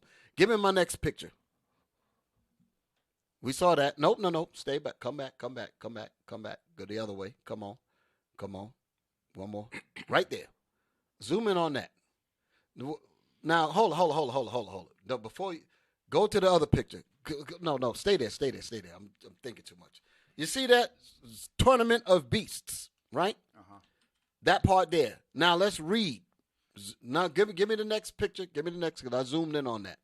No, I didn't. Okay, go back. Let's see. In amphitheater, let me read it. In amphitheaters like the one above, Romans could see, according to Philly the younger, that the love of glory and the desire to win inhabited the bodies of even slaves and criminals. The crowd delighted to see odd spectacles, domesticated panthers pulling chariots and horses and harnesses. Or elephants kneeling before the emperor's box. Let me jump down. So they're talking about how they enjoyed it. An army of archers meet a pack of panthers, or a gladiator might be forced to fight for his life against a lion. That's the part that I needed. Okay. So now let's go to the clearer part of that. Let's go before you show the picture. Go to see that writing at the bottom. That's what I want to zoom in. On my next page, you can see that clearly. Go to the next. Yeah, that's it. That's what I want right there. A triumphant lion brought to a pitch of madness by starvation, because they enjoy doing this. They would set these kinds of things up. Brought to a pitch of madness by starvation, prepares to devour a fallen what? Gladiator. Go ahead. In such matches, a fighter usually was equipped with short sword, shield, and arm guard. So he didn't really have anything to fight. So they would have a lion that was starved just to put a brother out there with a little. So you have to be close. You got to get close to him. You got to get close to him. So they would do that because it was fun to them. The shield was probably weak and cracked. And all of that. So now let's show the picture. Let's see what we're talking about. Look at that. That's the fallen gladiator that had fell to the lion that was brought to the pitch of madness and starvation. Notice that the nose of the face of the gladiator is removed. Do y'all see that? Zoom in on that. And you have to ask the question, why is that the nose was knocked off? Look at the lion's nose. Go up. The lion got the full face. But why is it that the gladiator, why is his nose is knocked off? Damn. So you can't say it just happened. Right. They were so angry with the damn nose, they knocked off part of the foot to get rid of the damn lion. But the rest of the lion is fine, perfect. And I was gonna say the lion is much bigger than the other one. Yes. So if they was just trying to have fun, maybe they hit the lion. No, they was No. purposely. They aiming at purposely knocked the nose off. And I got records to show that they got a lot. I should have bought them books in. A lot of the statues over there all throughout Europe was with the noses knocked off. So this is to obliterate the ethnicity of the gladiator. Wow. That's a so-called Negro, just like you read in that book. This is something else. This is crazy. And the hair, like a brother wrote. The hair, that's that woolly hair. That's the reason why his hair is like that. Exactly. The brother wrote that in the comment there. So this is showing you that they know the truth. So here's the question. Here's the point. All right, let me come out of that. Was there anything else in this here? I'm still dealing with my subject. When, like I said, once the brothers won their freedom, and they got inside the armies, and they overthrew the Roman Empire. In 193 A.D., Rome fell to black Jews, the Israelites, the same Israelites, the children of those that were brought out of Jerusalem in 70 A.D. So now we're ruling in Rome. Rome was ruled from 193 A.D. all the way up to 1453 with the battle at Constantinople. Okay, so that whole time period was called the Dark Ages. Now it's getting ready to get super good. There we go. Now we're in the Dark Ages. Israel has overthrown. You got the Southern Kingdom had overthrown. There's several things that's going on at this time period here, because during this time here, Northern Kingdom was already over here in the Americas during this time here. This is was already in the Puerto Rico and all those islands, Hispaniola. They were already here. Gad and all of them, they were already here. But you had Judah, Benjamin primarily, was in Rome. And when they overthrew Rome, they began to spread their dominance throughout all of Europe. And all of Europe fell under what's known as the Dark Ages. Now, here's the question. Like I talked about in that book, early Spanish manuscript illumination, when it spoke about that book, about that painting of Christ in majesty, whose darkened flesh tones give him an almost Negroid cast. That was in Spain. Okay, early Spanish. Early Spanish means before the Renaissance. The Renaissance in 1453 to 1492 is when they began to get their power back and reestablish. That's what Renaissance means, to rebirth of white people ruling. So prior to that, it was run by dark Jews, the black Israelites that was ruling. There ain't no black, the Israelites, period. Ain't no such thing as no white Israelite. The Israelites was ruling all throughout Europe. So let's see if there's any books that confirm this. Give me my next book, brothers. Whoa, hold it. What the hell are we looking at here? The Oxford. Wait.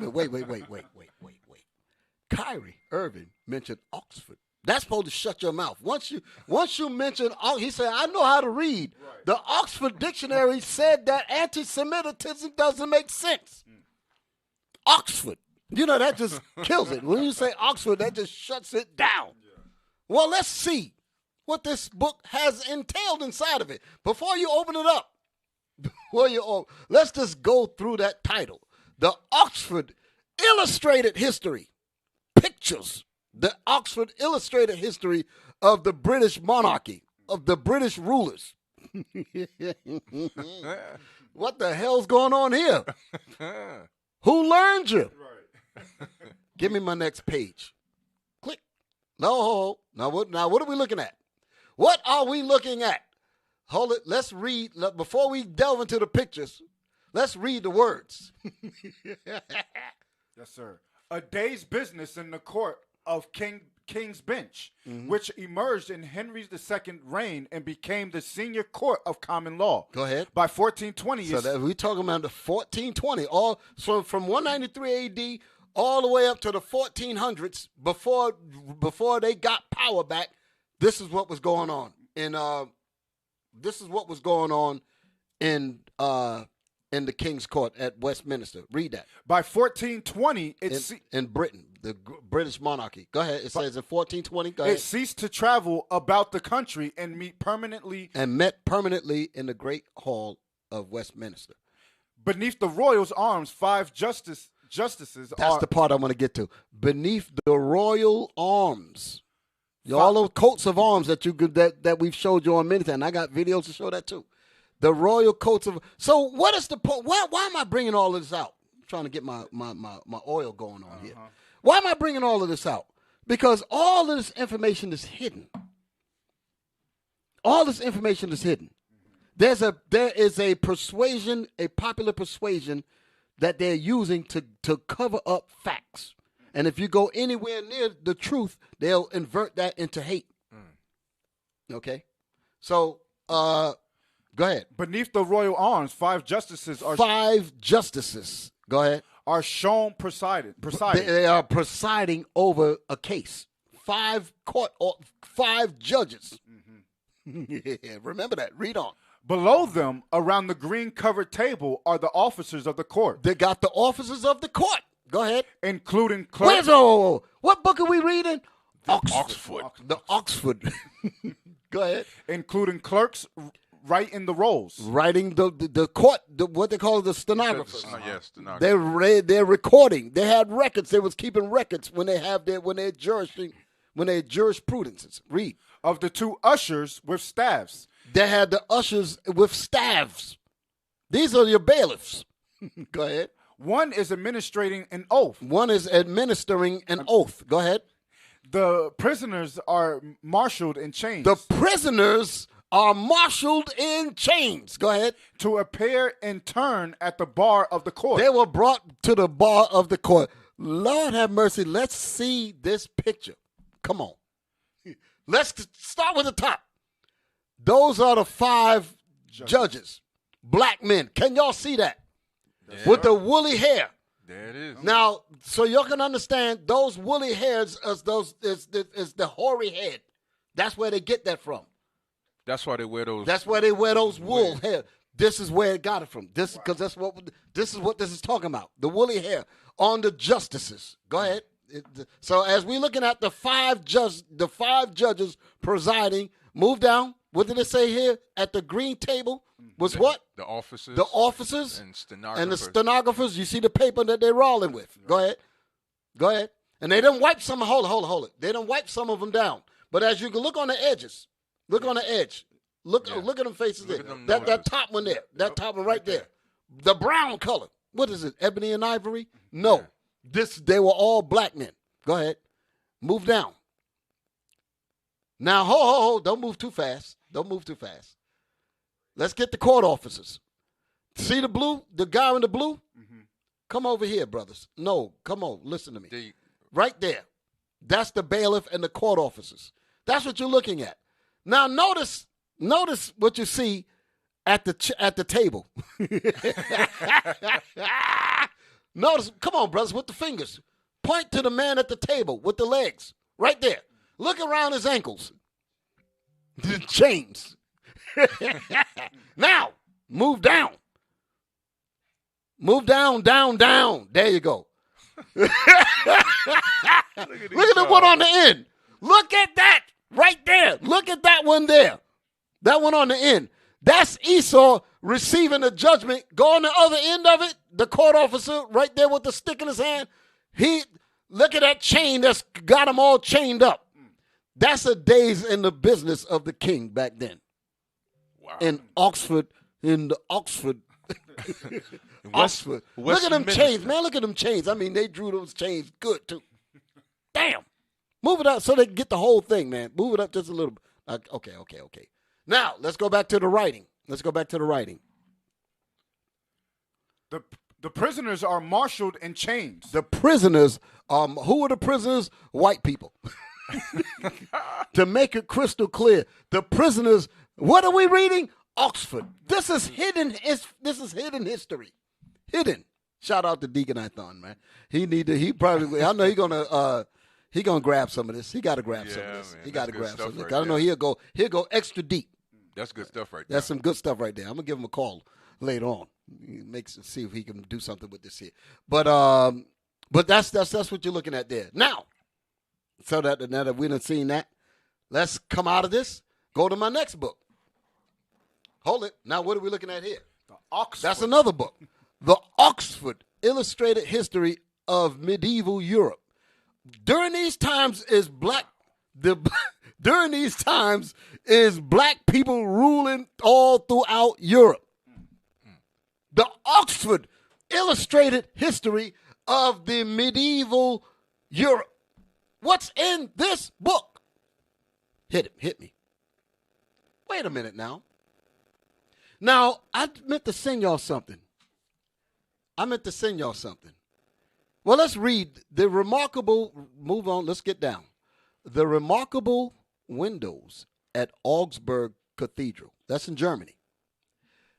These remarkable windows at Augsburg Cathedral date from about 1100 and depict the prophet Daniel, Hosea, and Jonah, together with King David.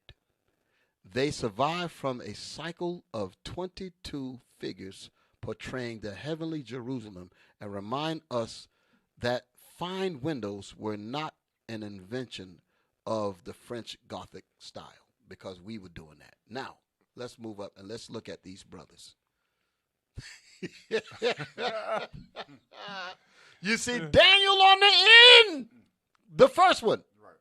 They got the names above them, so you can't mess it up. You see that? Yep. Can y'all pull back? Because it's like, no. Come on, brothers. Yes, let's get the whole, y'all covering up the words. You see the Daniel? Daniel. That's Daniel there. Can you see the brown color on him? Look at the hands. Get the hands of him. Look at the hands. Look at that. Zoom in so they can see it. Because they mess. What book are we reading? The Oxford Illustrated History of Medieval Europe. Look, that's right. We need it close up. Look at the brown on his hand. That's Daniel. So what do these so-called white people mean by calling themselves Jews when we can clearly see that these are black men? Damn! Move to the next one. That is Hosea, I think. Yes, sir. Or what was the names that it said on the writing? Hosea. Jonas.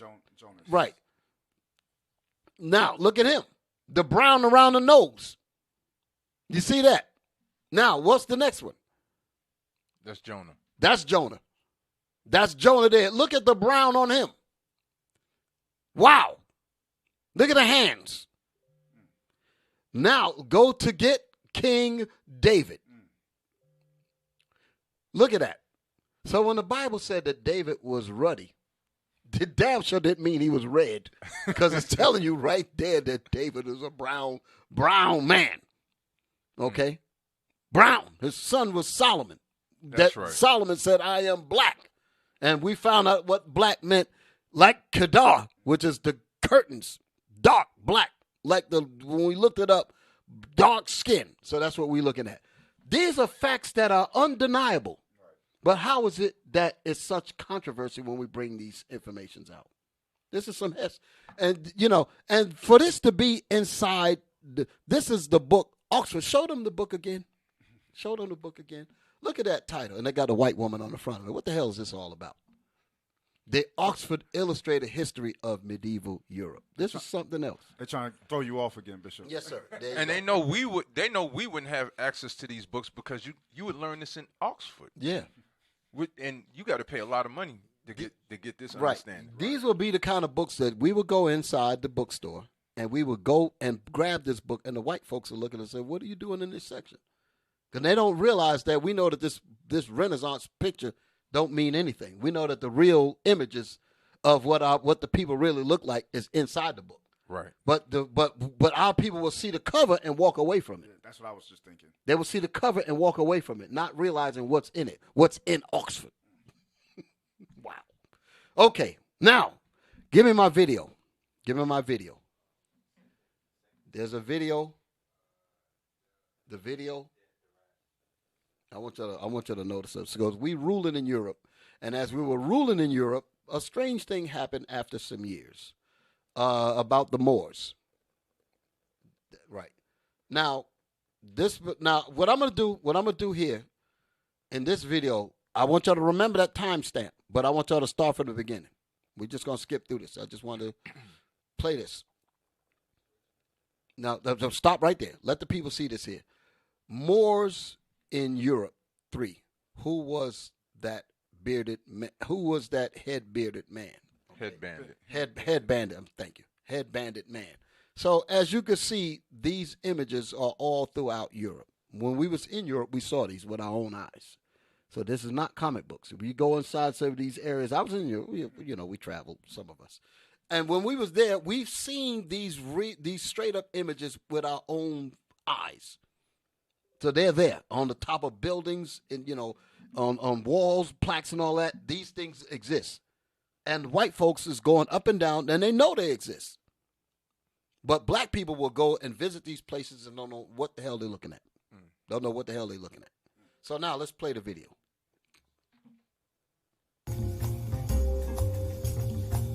Okay, no. Start it from the beginning. I want to get to this point here. I want y'all to just play a little bit of the beginning. Then I'm going to jump to that part because I'm going to make a point of what you just saw.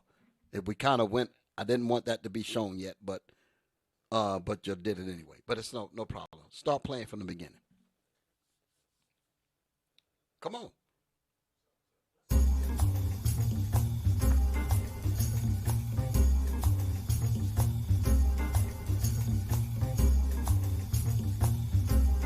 Now keep it playing. I'm gonna be talking while it's playing. While this is playing, y'all notice that y'all see black heads on a lot of the flags on the buildings. These are real pictures. You wonder why is it all these black heads all over the place? Because we were ruling in Europe. A lot of people talk about the Moors of 711 AD, and they're thinking that those were Arabs. Those were not Arabs. Those were Jews, Israelites. Look at that. Coats of arms.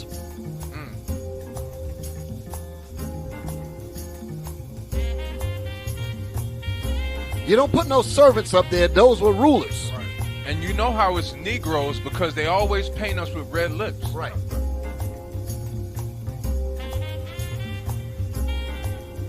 Look at that. All on the doors and all of that. All this information. I've seen articles and all this kind of stuff is existing about our history. The lions and all of that. Coats of arms. That's what you're looking at. Black rulers. Look at the nose.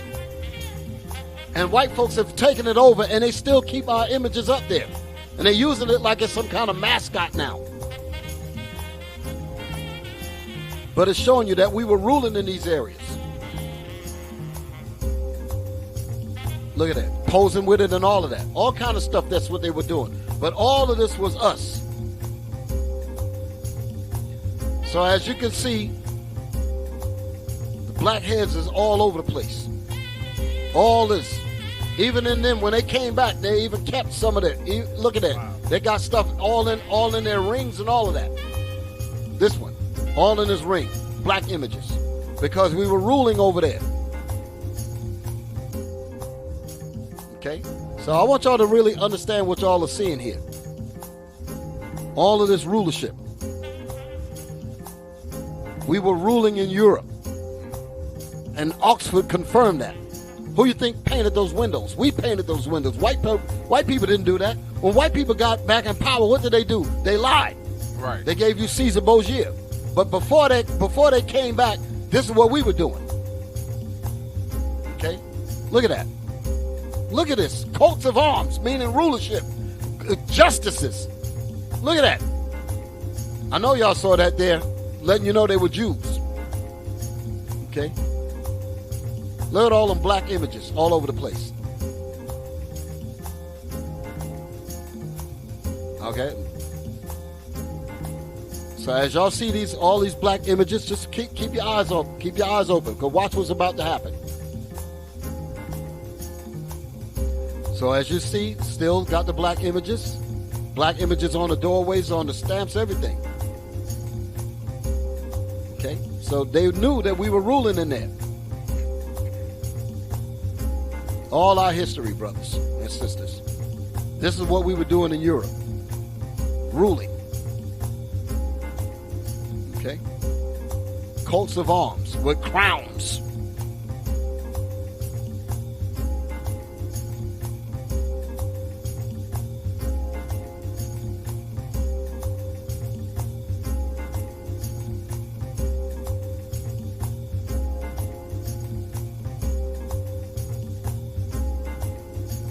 Even in front of Starbucks coffee. Now, I've seen these pictures here in J.A. Rogers' book. J.A. Rogers got a book called Nature Knows No Color Line, and he's got all these pictures in his book. Hold it right there. That page, those pages is inside J.A. Rogers' book called Nature Knows No Color Line. 2 pages full of coats of arms of black people. Okay, that's what you're looking at there. Continue, play on. So we were ruling. Look at that. It's a doggone shame. You got people like Bishop points out. Pause it for a second. Bishop points out there's books that Bishop has. What's the name of that book? There's a book put out by Harvard, The Image of the Black in Western Art. Okay, and there's like 4 volumes. 4 volumes. Some books is very expensive even today. And you got this guy, this Edomite named David Bynum, who's one of the people that put the book together, along with Henry Louis Gates. The both of them us putting these books together, and Louis Gates allowing the white man to get away with lies in the book. Bishop be bringing it out all the time. Mm-hmm. And it's like he's sitting there like he don't see, like, don't you know the real history? Why don't you correct this guy? Don't let him put lies in there. Like he got a picture of Hannibal, talking about something, he's Mahout, like it's just some slave on a coin. You don't put no slave on a coin. That was Hannibal himself that was put on the coin. Right. But he allowed a white man to put that lie in there to make you think it was just insignificant, like the real rulers were not black. And hence the name of the book, The Image of the Black in Western Art. Wow. So there you go. Play on.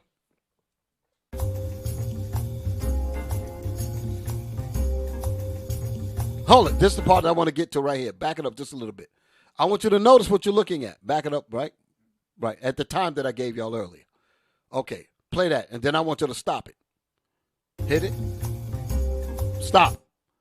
This right here is when the white man came back in power. And the black people at the bottom are the slaves. They came back and they were rounding our people up and putting them in captivity. This statue is still over there. I had an article on this thing. I remember I did it when I was in Raleigh. I went through this whole thing. I had a whole article that explained this whole monument here. Okay? I should have brought it in. But those brothers that's at the bottom were once rulers, and they were conquered by the white man. This is for 1400s on. So this was them changing our history. That's what was happening here. This is when they came back in power. Play on.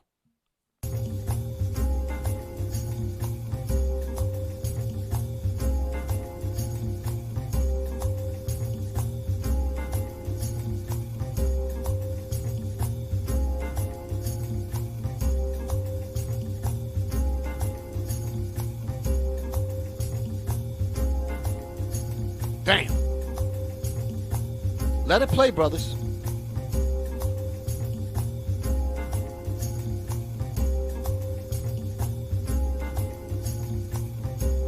Now notice, pause it. You notice that some of the sculptors had the things actually around their eyes. Yeah. Mm-hmm.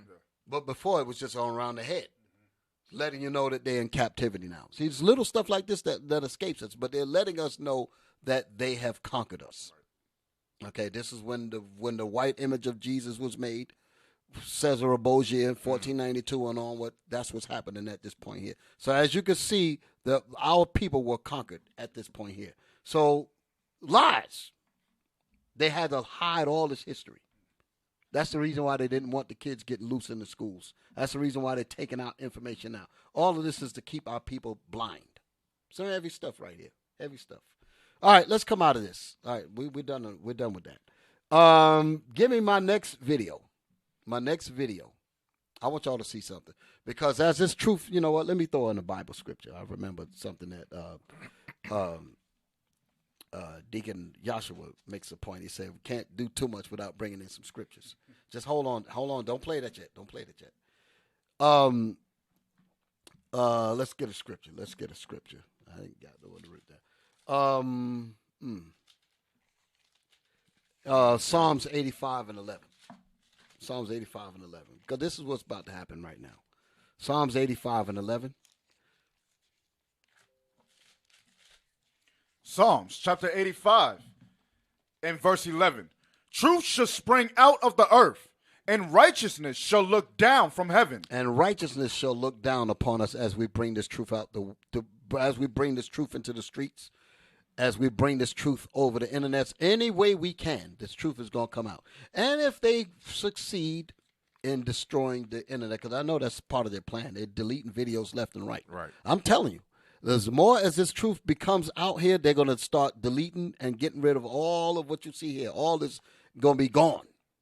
And that's when we're going to have to hit the streets straight up. That's when you're going to see us on every corner because this truth has got to keep rolling. Read that again. Truth. So we do have a backup plan. Go ahead.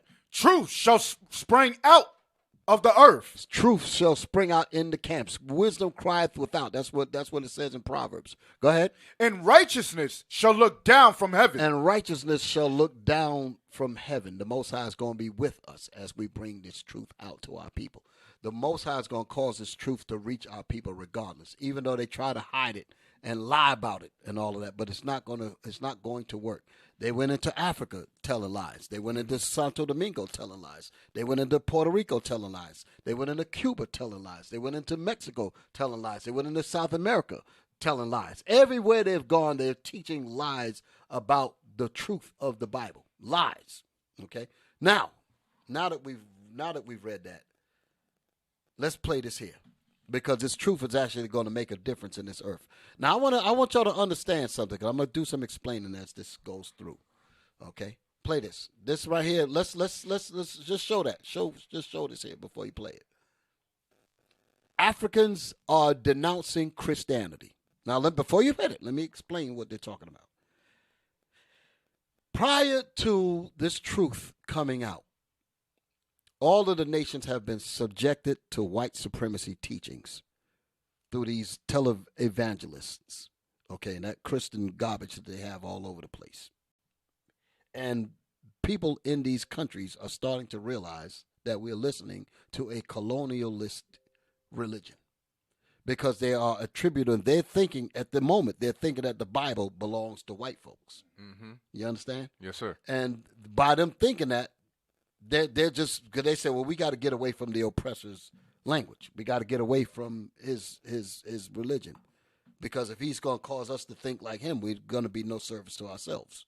So they are rebelling against white man's Christianity. Mm-hmm. Okay, the same thing that happened in Hispaniola. Okay, I'm going to read those two things, where they understood that the white man's Christianity is not the Bible. Okay. So now let's play this here. Watch this. I got a kick out of this here. And like I said, I'm going to explain certain things that pop up in this video. Hit me. Jesus Christ is a stranger in Africa. You will definitely pack your load and go. You Europeans lied to us. Mary and Son of Jesus. And we are telling our people, a black man, you cannot serve a God that was given to you by your slave master. How is this possible? Think, Africa, think. So we are seeing a shift here on the continent. The tides are changing, although slowly, but certainly. Africans are denouncing foreign religions. So Islam, Christianity, they are backing out and want absolutely nothing to do with it ever again. And now pause it. That's the reason why they're talking that way is because they don't know that the Bible is really talking about black people. But the problem, the 12 tribes of Israel. But their only understanding is what white folks taught them. Right. And the reason why I say I want to explain that is because I used to think the same way. When I was younger, you could not bring a Bible near me. And I'm going to tell you why. Because I said, how in the world, and this is number of white people in here. I can't get what this is. But when I found out the Bible was actually talking about us, that's when I embraced it. And that's what's going to happen to our brothers and sisters around the world. And that's exactly what's going on right now. Many Israelites are awakened in Africa, in different parts of Africa. But this particular section, I guess we haven't hit here yet, because we got to show them what the Bible is really talking about. You know? You have something? You were gonna say something? No, sir. Okay. Hit me. Play on. Is going on, guys. Africans have been asleep for a very long time, but they are finally waking up. And we're talking about all across the continent. It's happening. I have 2 clips right here I'm going to put up for you guys to see from Nigeria here and from Congo. These clips are from. And this is happening because Africans are slowly, finally starting to realize that these religions are nothing but a tool that was used to colonize, enslave, and subdue them. You see that? There was nothing but a tool that was used to colonize and enslave the people. So that's the reason why they're rejecting what they thought is the Bible.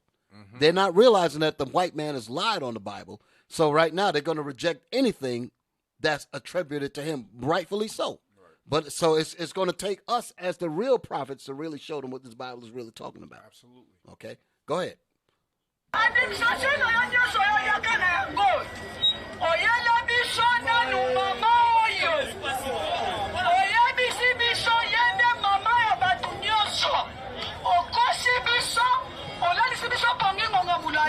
They put our minds to sleep.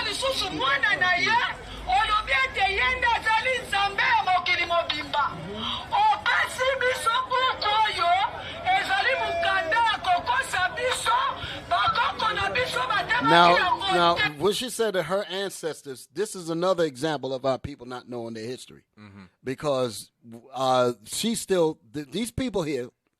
They're rightfully resisting what they think is white man's Christianity, right. Which is the exact reason why a lot of our brothers went into Islam. Same deal, because they said, I got to get away from mainstream. That's the reason why I started studying it. Because I'm like, I know there's a God, but I can't follow what you're showing me in there, because y'all got white Mary, white Jesus. Right. The hell with all of that. Tell me about some black folks. So when people was trying to say that it was Islam, and I'm trying to follow that for a while, but it didn't make sense. Yaqub, the 2-head scientist, and all that. I couldn't deal with that stuff there. So I said something ain't right. White man created in a lab. In a lab and all that. No. So I knew something was off with that. So when I heard the brothers teach on the street, that's when I realized. That's when I said, wait a minute, that's the Bible. And that's when I started asking questions about Jesus is black, the slave ships and us, and the book was talking about us. So that was the real awakening. That was the real awakening. So that's what you see here. So all right, we're gonna come out of this. That's enough of that. No. There was more. Go ahead, play on. There's some stuff I wanted to get to. Hit me.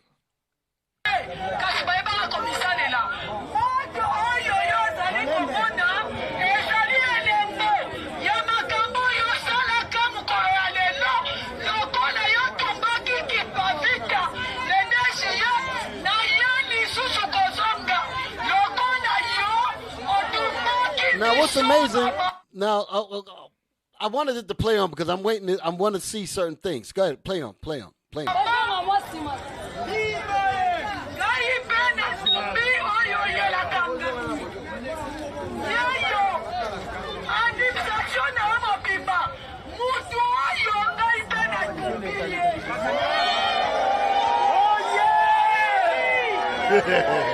Yeah. Hey.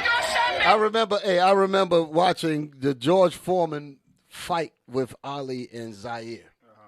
And George Foreman went over there, and he bought German Shepherds as his side pieces, I guess, And the people over there, they know what German Shepherds mean, because the police over there use German Shepherds against the people. So George Foreman was just in bad taste. Already, just coming off the plane. He just didn't get the feeling of the people at all. But the words that they were saying, they were telling Ali, they said, Ali Boumaye, which means kill him. So, so I'm saying that about Caesar. Caesar, Boumaye, Caesar, Boumaye, Caesar, Boumaye. Burn him. Go ahead, play it. Play She it. did the Caesar bow challenge. She did it. Go ahead. Hit me.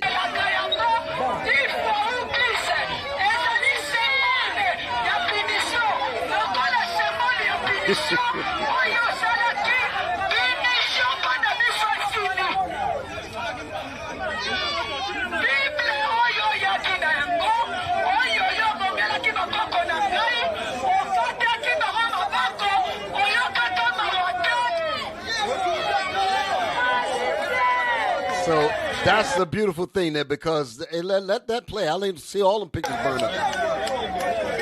Now, what's important about this? So I'm warning that any of you leave Congo alone, country will feel your pain.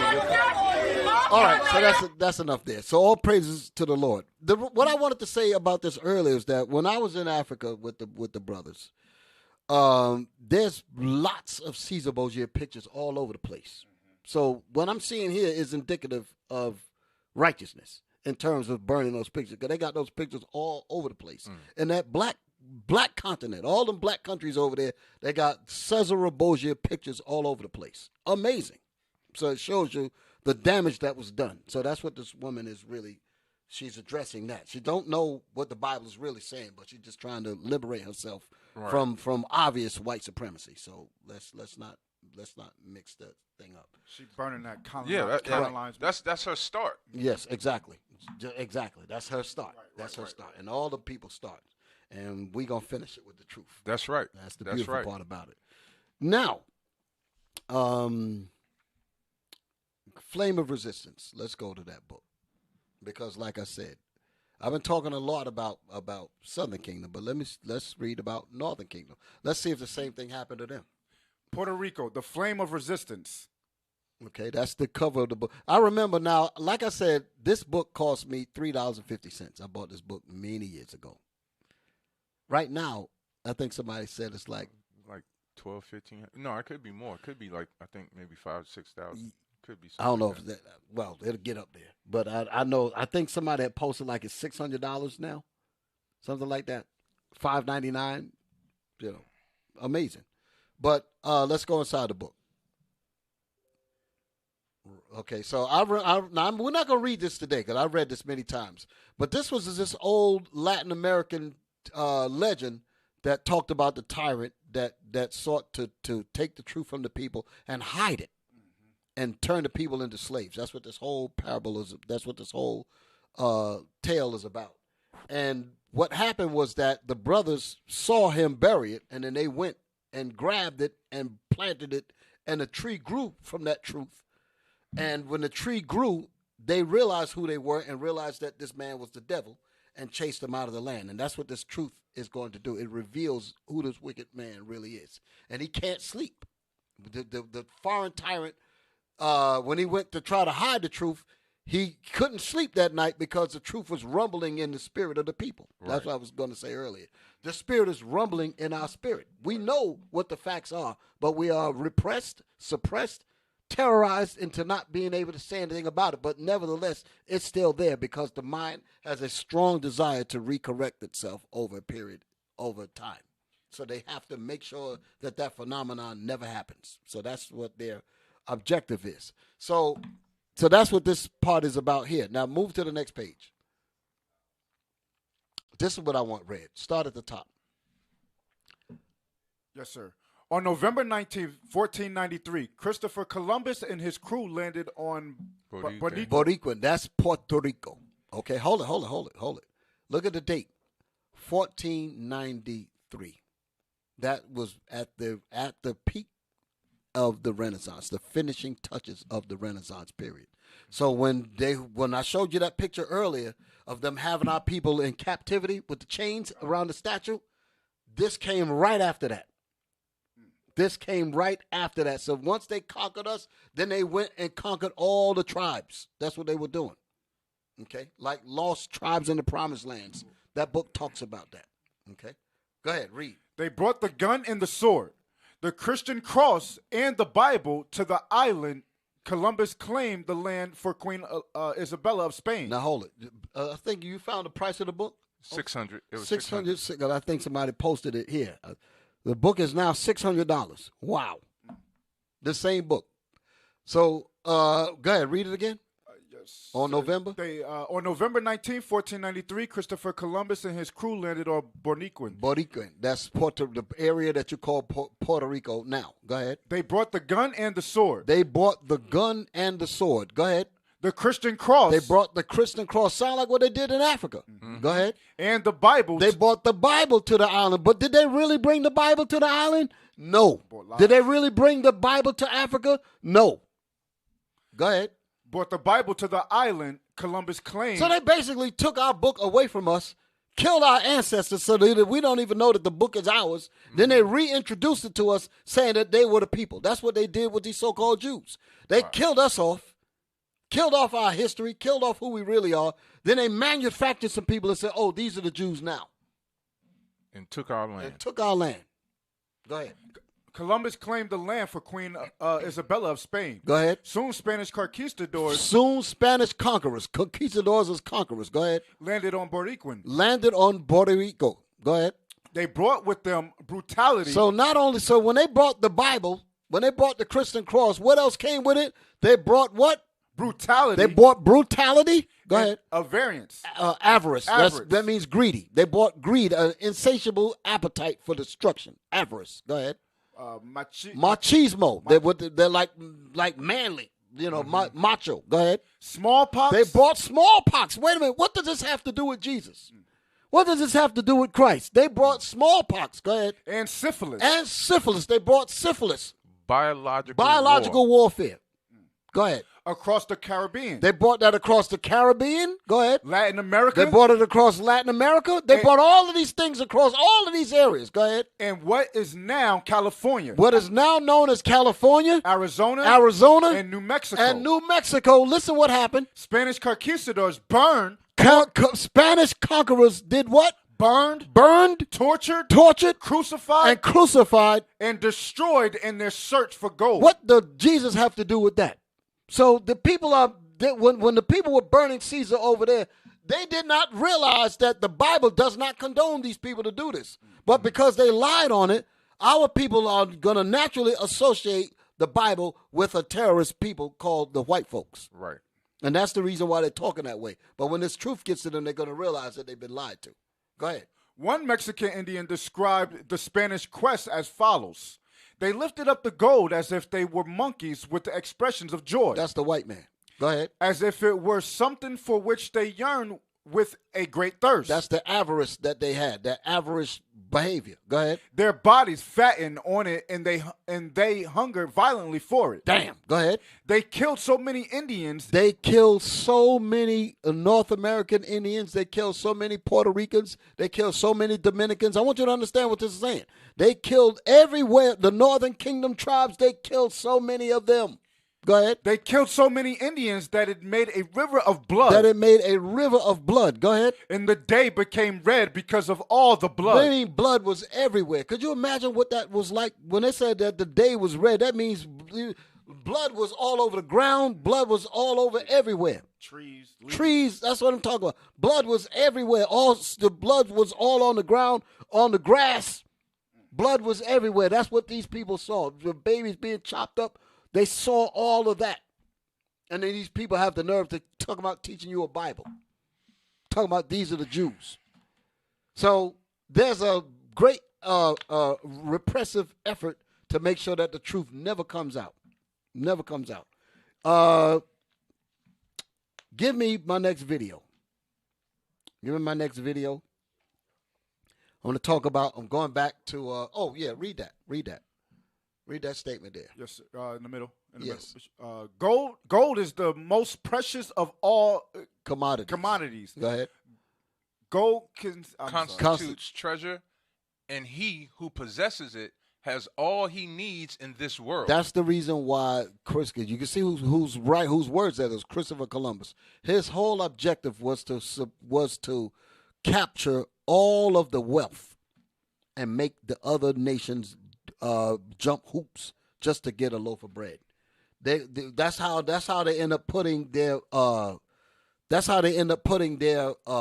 trained government officials in other countries where they're going to overthrow the actual leaders of the countries that they inhabit, that they overtake, get rid of them, create a coup, get rid of them, and then they'll bring in a white man, basically, or a man that they train and put him over there as the new as the people's presidents and those ambassadors, ambassadors and all. They will put those people over there that was trained here, and the people are forced to vote for them because they're trying to eat. That's what happened in Panama, by the way. That's what happened in Panama when they got rid of Noriega and they brought in this white man called Endara and the mother guys. Them dudes was trained here and sent them over there. They put them over there to be basically a satellite for American interests in all of these countries. That's what's going down. Okay, and the people they're quote unquote have an election, which is illegal because it will be influenced by American politics, and they will actually overthrow and set up their own man in these foreign countries, and the people will end up being forced to vote for them so that they can get aid to eat because of what we read here. Gold is the most precious of all commodities. Gold constitutes treasure, and he who possesses it has all he needs in this world. That's how these people live. And that's what we read out of Genesis. Give me that in Genesis. Genesis 30, 38, and 27, 38. It says, also, put those words back up there. I want to finish making that statement. Has also the means of rescuing souls from purgatory and restoring them to the enjoyment of paradise. Who wrote this? Christopher Columbus. This is his idea, having all of the gold. You got it? Yes, sir. Read that. Genesis chapter 27 and verse 38. 38. 38. Mm-hmm. And Esau said unto his father, hast thou but one blessing, my father? Bless me even me also. No. I mean, this is about Esau. Esau is trying, because Jacob had already got a blessing, so now Esau comes in, and he's trying to get a blessing. This is what I was referring to earlier. Esau is trying to get a blessing because Jacob had already got the blessing as the firstborn. So now Esau comes in, and he's trying to get his blessing. He said, well, don't you got something for me? Go ahead. Bless me, even me also, O my father. And Esau lifted up his voice and wept. And Isaac his father answered and said unto him, behold, thy dwelling shall be the fatness of the earth, and of the dew of heaven from above. Let me just make this point. I think a brother is saying something that says the brother in the body, so we're going to make sure that we send prayers up for the brother. His wife. For his wife, yes. So we're going to send them prayers up for you, my brother, on this Sabbath day. It says my wife is, he put a name here, Sister Jessica. And says something is wrong with the website and the prayer request line. So, but we're going to make sure that we get those prayers in for you. Okay, my brother, just want you to know that. Go ahead. Yes, sir. Genesis chapter 27 and verse 38. And Esau said unto his father, hast thou but one blessing, my father? Bless me, even me also, O my father. And Esau lifted up his voice and wept. Mm-hmm. And Isaac his father answered and said unto him, behold, thy dwelling shall be the fatness of the earth. This is Christopher Columbus, people. Thy dwelling shall be the fatness of the earth. Go ahead. And of the dew of heaven. And of the dew of heaven. From above. Meaning all of the best places. Go ahead. And by thy sword. And by thy sword, by your murder and killing. Go ahead. Shalt thou live. That's how you shall get that's how you're going to get all the commodities and the gold. That's how you're going to get it. So we're reading about Esau again. Okay. So this is crystal clear. That's it.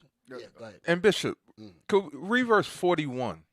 Genesis chapter 27 and verse 41. And Esau hated Jacob. So who did what?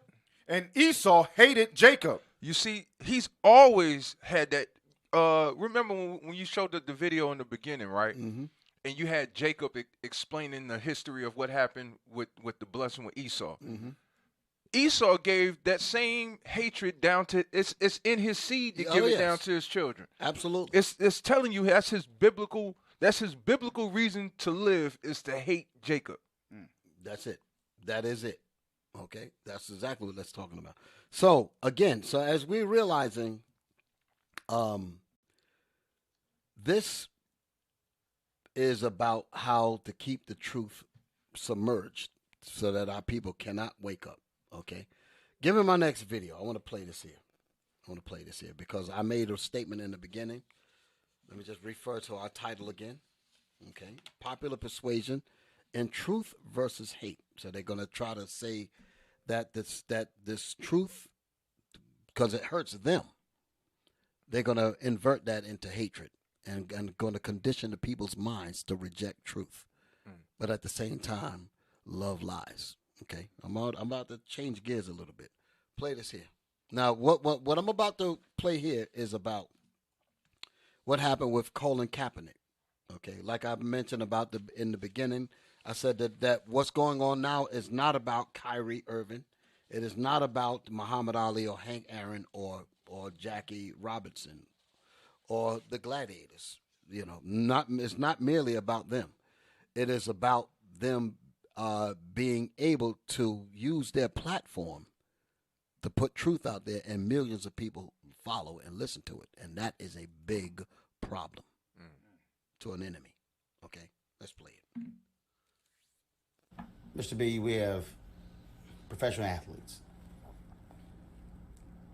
LeBron James, Dwayne Wade, Chris Paul, Carmelo Anthony. They stand up at the ESPYs and they talk about athletic involvement, social issues. We have Colin Kaepernick, plays for San Francisco 49ers. He decides, I'm not going to stand up to the national anthem. Being attacked all across the country. In fact, Mike Freeman wrote this piece for the Bleacher Report, came out on August 31st, where NFL front office executives said, he's a traitor. F that guy. I will quit if my owner asked me to sign him. Damn. There's no way I would want this guy on my team. That sounds like, now hold it, pause it. That sounds like Shaq. That sounds like, what's the name, Barkley, Charles Barkley. That's how they attacked Kyrie. The same way that these people are attacking, that they attacked Colin Kaepernick. They said, well, if he's even on the team, I don't even want to be a part of it. All of that is to garner hatred for the brother. They were burning his jerseys. Remember that? Yep. They were doing all that because that was to inflame hatred against the brother for doing something that was noble. That's something else. That shows you what the kind of system that we're in. Go ahead. Play on. If their comments are true, San Francisco cuts him, no team ever signs him. Does that become a chilling effect for the next athlete who decides to take a stand? And how should the public respond to these kind of anonymous comments from NFL front office executives? To mute the slave has always been to the best interests of the slave owner. Pause it. And I think that... Did y'all hear that? Yeah, that was powerful. To mute the $40 million slave has always been to the best interests of the slaveholder. The slave owner does not want his slave speaking, just want him working. We don't want you basketball players to speak. We don't want you football players to speak. We don't want any of you in entertainment, you rappers and singers and all. We don't want you to do nothing but entertain us. That's it. If you're going to speak, if you're going to talk, we have to mute you because we put you out there in prominence. We put you out there for millions of people to follow you. You know, I ain't going to mention this. This daggone thing was so filthy. I'll call it filthy. I ain't going to mention it. I'm going to mention it. Yeah, it's there now. Right. I saw a TikTok video with Janet Jackson. There's a video of her, one of her concerts, and she got a black man on a this kind of gurney that leans back, and she climbs up on him. And I think the caption says she took this man's heart. because she's kissing him and acting like she's having sex with him Right. right there on the stage. And I mean, the daggone thing is so damn seductive. And the crowd is going crazy. My point is that, and I know the so-called Jews, they all with the cameras, they got all them guys. Remember the woman that peed? There was it was another woman that the white man got a camera up under her behind for her to piss on the camera. I forget the name of the video. It was a woman. It was a video not too long ago. I don't know these people's names, but he was the cameraman. And she's a famous woman, famous singer, whatever, on one of those same kind of concerts. I And, don't know, Bishop. and she was out there and she squatted down and pissed. And the white man got his camera up underneath her, filming her, and the piss falling all on her just to get that view. Oh, my goodness. Just to get that viewpoint. I'm telling you. Man. Somebody got to say, somebody help me. God knows somebody know what I'm talking about. There was a video that went up about a few months ago. And it was a concert. Oh, I'm waiting for somebody to put it up there. They said it was a British musician. I don't remember her name. I don't even know who her name is. But there's a video of it. That's it right there. That's it. That's it. That's the one there. What's her name? What's this one's name? Sophia. Yes. Show that. Brass against singer urinates on fan's face on stage. Nah, that's something else. But that's the woman, though. I think that's the woman. Because there's one where she squats down. Sophia, I remember her name, Sophia. Then the cameraman with his freakish self got the camera so that the pee come down. They wanted all of that on video. Well, my point is, it's so sick and it's so driven. These people are idolized. Janet Jackson was idolized at that point. Just imagine somebody with that kind of exposure, with that kind of influence, will tell the truth. So they allow you to be filthy, freaky, all of that. But if you said anything about what we're studying, that cut that off immediately. You have to mute the slave. We ain't paying you for that. We ain't paying you for that. Boy, I tell you, this is a sick society. We're paying you to pee on We're people. paying you to pee on people. Go ahead. Play on in this thing. When a black voice is raised in protest to oppression. Back it up a those little who bit so are- we hit because I don't like coming in on the middle of a statement. I try to get the whole statement. Go ahead. Hit. To mute the slave has always been to the best interests of the slave owner. And I think that when a black voice is raised in protest to oppression, those who are comfortable with our oppression are the first to criticize us for daring to speak out against it. I think that it's a noble thing that he's done. I think that speaking out... Those that and are making- comfortable, wait a minute. Those who are comfortable with our oppression. That's what he said. That's back that statement about maybe I don't want anybody to miss that statement that he said. Go ahead. criticize us for daring to speak out against it. I think that it's a noble thing. You didn't that go he's back far done. enough. You didn't Speak get out the statement. oppression. Those who are comfortable. Back it up a with little our bit more. oppression. Back it up a little bit more. Okay. And I think that when a black voice is raised in protest, When a black voice is raised in protest, go ahead. those who are comfortable with our oppression are the first to criticize us. So for whenever daring. we speak on issues that pertain to us, those that are comfortable with our oppression will be the first to speak against our yearning to speak about conditions and things that are affecting us. So that's what you basically have. With the Barkley and the Yes. Shacks. Hey, Exactly. Can I get one Yes, scripture? sir. Yes, sir. Isaiah chapter 30 and verse 12. This is going right into what the brother just mentioned about us being, or people of our nation being comfortable with oppression. Isaiah chapter 30 and verse 12. Isaiah chapter 30 and verse 12. Uh-huh. Wherefore thus saith the Holy One of Israel, Uh-huh. because you despise this word. Because stop right there. Because you despise this word. Because you despise Kyrie Irving putting out a link to something that's going to show you or bring you to your identity. okay, because you despise Kanye saying that blacks are part of the 12 tribes of Israel. You despise this word. Read on. And trust in oppression. That's what Shaq, Charles Barkley, Shannon Sharp, they all they trust in oppression. Read on. And perverseness. And stay thereon. So that's the problem with our people. That's exactly what this man is saying. Harry Belafonte. He was an entertainer in his days. And he goes on further. I ain't going to play it. But he goes on further to say that he faced the same kind of criticisms also as well. They was trying to say he was a communist.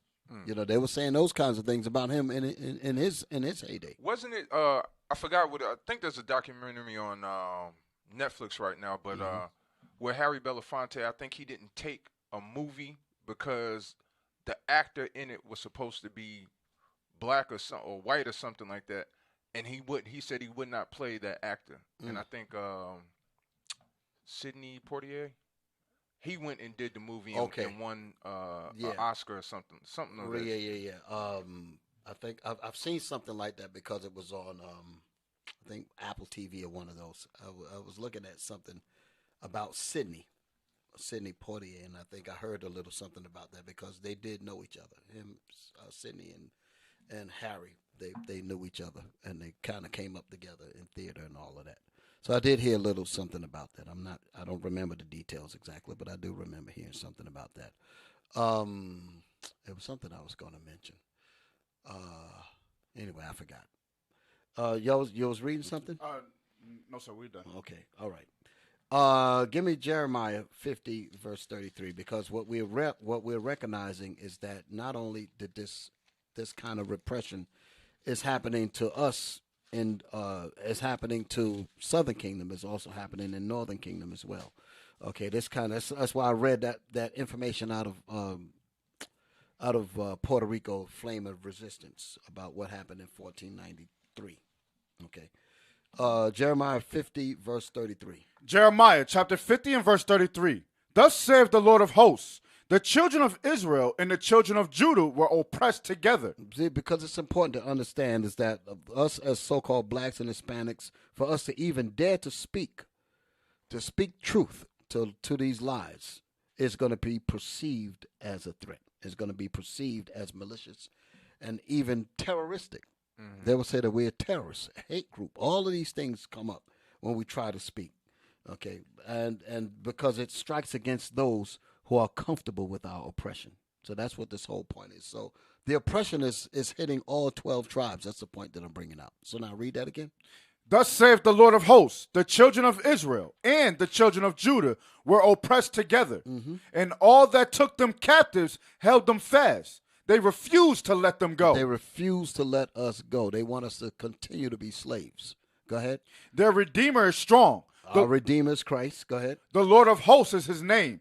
He shall thoroughly plead through cause. He shall thoroughly plead thy cause. What verse is that? Their cause, 34. Verse 34. Right. He shall thoroughly plead their cause. Go ahead. That he may give rest to the land and disquiet the inhabitants of Babylon. He's going to shut this system down. Go ahead. A sword is upon the Chaldeans. The sword is upon the Edomites. That's the new Chaldeans now, these so-called white people. It's all of them. The so-called Jews, the so-called Americans, all they are oppressors. The Lord has got a sword against them because his truth is going to reveal them. Read. Saith the Lord, and upon the inhabitants of Babylon, and upon her princes, and upon her wise men, a sword is upon the liars. The sword is upon all the liars. Go ahead. And they shall dote. A sword. And they shall dote. They're going around telling lies all over the place in their movies, in their music, everywhere, in their media mainly. That's their persuasion. They dote in that. That's their popular persuasion. That's what they dote in. Go ahead. A sword is upon her mighty men, and they shall be dismayed. The Most High going to shut you all down, regardless of how slick you think you are. The Most High going to shut it down. Give me 2 Thessalonians 2. 2 Thessalonians, the 2nd chapter, verse 7. The Most High is going to start to reveal you. Okay. 2 Thessalonians chapter 2 and verse 7. For the mystery of iniquity doth already work. The mystery of who's the devil? That's what it's talking about. The mystery of who is the evil that the Bible is talking about. Our people are still trying to figure out who this devil is. The Most High got him recorded in the Bible. He's Esau. He's the physical counterpart of the spiritual demon Satan. There is a spiritual demon Satan, but Satan's children are these so-called white people.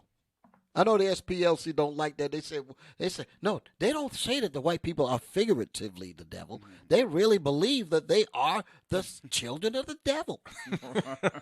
That's how she talks. That big fat woman. That's She said that. He said no. They don't just say that they're figuratively the devil. They really believe that they are the children of the devil. Right. Yes, the Bible says that. Go ahead, read. For the mystery of iniquity doth already work. Only he who now letteth will let. Guess who's coming to dinner? That was the I think that was the movie that you was talking about. The brother posted it, and I did see that because he was the black person. Somebody posted that. He was the black man where the white woman brought the black man home, and he said, and Harry apparently did not want that role. Right. But That was took it. Yes, sir. Right. Go ahead. Only he who now letteth because Harry. Now I remember segments of it. Harry had to work. He was, I think he worked with sanitation or something. I think they had something, and he didn't get off that night. And it was some kind of job that he was doing, and Sidney Poitier went in and he got the part. So that was the point. Yeah. So go ahead. Only he who now letteth will let. Only the Lord who now allows this white man to rule will allow him to rule. Go ahead. Until he be taken out of the way. Until the Most High takes him out of the way. Go ahead, read. And then shall that wicked be revealed. And then shall that wicked be revealed. So he's in his time to be revealed now. Just remember that point there. We are in the time where Esau is about to be revealed. That's why all this stuff is happening right now. All of this quote-unquote controversy, all of this stuff that's coming out is because the Most High is opening up the bottle and he's letting the genie out. And you can't put it back in there. The truth is coming out because it's time for you to be revealed, Mr. White Man. Right. You with your ADL and your ADL, Jewish Defense League. These are basically a mob, a terroristic mob that's basically like the military of the ADL that literally go out and assassinate people. That's basically like a damn hit squad. You got all of that. But the Most High is going to deal with you. You ain't going to get away with nothing. Read on. Whom the Lord shall consume with the spirit of his mouth. The Most High is going to consume you with this Bible. This truth is going to come out, and all of your lies are going to be consumed. The brothers and sisters that's over in Africa that's learning, they're going to realize that the Bible is their book, but the lies that you told, they're going to dismiss the lies, and they're going to accept the truth of the Bible. That's what's going to happen. In Puerto Rico, the same thing, because they were under the misgivings of looking at you coming with a Bible, and they were associating the Bible with your violence, when the Bible is their book, but you are not of the book. You so-called white people are not of the book. You so-called Jews, you're not of the book. You're not of the Bible. Read on. And shall destroy with the brightness of his coming. And the Lord is going to destroy you with the brightness of his coming, meaning the missiles. Go ahead. Even him whose coming is after the working of Satan. Even you whose coming is after the working of Satan. You get your power from Satan. Go ahead. With all power and signs and lying wonders. And lying wonders, that's your media. Your lying wonders is your media, is your persuasion that you work on the people's minds to cause them to think that they actually are in a utopia of the Most High when we're in the kingdom of Satan. That's where we literally are. This is the kingdom of Satan. Here you have a, let me just say this here. Here you have a system of a reward and punishment. I'm going to break that down. I'm going to go through that, and then I'm going to end tonight's class. We have a system that rewards evil and condemns righteousness. And this society was set up like that. It was set up that way. Let's read on. What verse are you in? Verse 10, sir. Yes, sir. Read. And with all deceivableness of unrighteousness, and them that perish, because they receive not the love of the truth. Because our people have been tricked into accepting lies. They received not the love of the truth. Go ahead. That they might be saved. That our people might be saved. That our people might be saved because they've been lied to. They've been persuaded to be against the scriptures. Okay, they've been persuaded to be against this truth, and they have been persuaded to love lies. Okay, give me Revelation 11. Revelation 11 and 11. Revelations chapter 11 and verse 11. And after 3 days and a half, the spirit of life from God entered into them, and they stood upon their feet. A great fear fell upon them which saw them. And great fear fell upon our enemies, our oppressors that saw them. So when we was reading earlier, it said in Jeremiah 50, I wanted to point that out. It says that the children of Jerusalem, it says Jeremiah 50 and 33, thus saith the Lord of hosts, the children of Israel and the children of Judah were oppressed together. That's all 12 tribes. So we are oppressed together in this country, in this land called the Chaldea's land. This is America. This is where we are. Okay, we are oppressed together. So we're all catching the same hell. We are the 12 tribes of Israel. Okay, so now go back to where you was at. Revelations chapter 11 and verse 11. And after 3 days and a half, and after 350 years of us being in this captivity, the spirit of life from God entered into them. That's the reason why we're in wake-up time right now. That's the reason why what's happening in the news and in the media and all that. That's the reason why it's happening, because it's time for this truth to get out there. It's been growing, but the Most High is steadily increasing it. Even before the Kyrie and all that stuff happened, the Most High's word is going throughout this earth, and especially going throughout this country. Okay, but he's going to turn it up even more. And every time you turn around, boom, something new going to happen that's going to make this truth explode even more. Because once the genie, quote unquote, the genie is out of the bottle, you can't put it back in. The cap's gone. The cap's gone. Go ahead. And they stood upon their feet, and great fear fell upon them which saw them. So when a maniac reacts to fear, that's the reason why they're going to be doing what they're doing now. To the point, even you got other sportscasters, sportscasters. They said, "Wait a minute, this is going too damn far." Right. What's his name? What's that guy name? Shannon Sharp. No, there was other. Well, I guess he said it too. I'm looking at that light skinned guy. The light skinned guy. Stephen A. Smith. Yes. Yeah. They're all saying that this is going too far. Now they're trying to castrate him. That's how they say. They say it's going too far now. So this word is the actions of these paranoid people. They've gotten decadent in their actions. They're just going all out, just trying to suppress. They don't care how they look. We'll just cut off video. We'll just take down video. We don't care if it's true. We'll just take it down because we're about to be exposed. The hell with diplomacy. Just get rid of it. Cut the mic. Cut the mic. They'll literally come up and snip the damn cord if they have to. Because they're paranoid now because this truth is coming out there. Go ahead. Read that verse again about the fear and great fear. Verse 11, and after 3 days and a half, the spirit of life from God entered into them. That phenomenon entered into the 12 tribes of Israel. Go ahead. And they stood upon their feet, and great fear fell upon them which saw them. And great fear fell upon them that saw the Israelites wake up. Go ahead. Because they know what that means. That means everybody going into captivity, and this sinful kingdom is over. Read on. And they heard a great voice from heaven saying unto them, Come up hither. And they ascended up to heaven in a cloud. And they was taken up through the Most High's chariots. Read on. And their enemies beheld them. And our enemies going to watch us get delivered and die at the same time.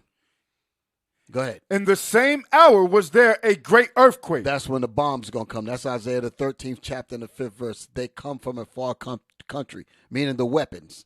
Even the Lord and the weapons of his indignation to destroy the whole land. That's what's going to make the 10th part of the city fall.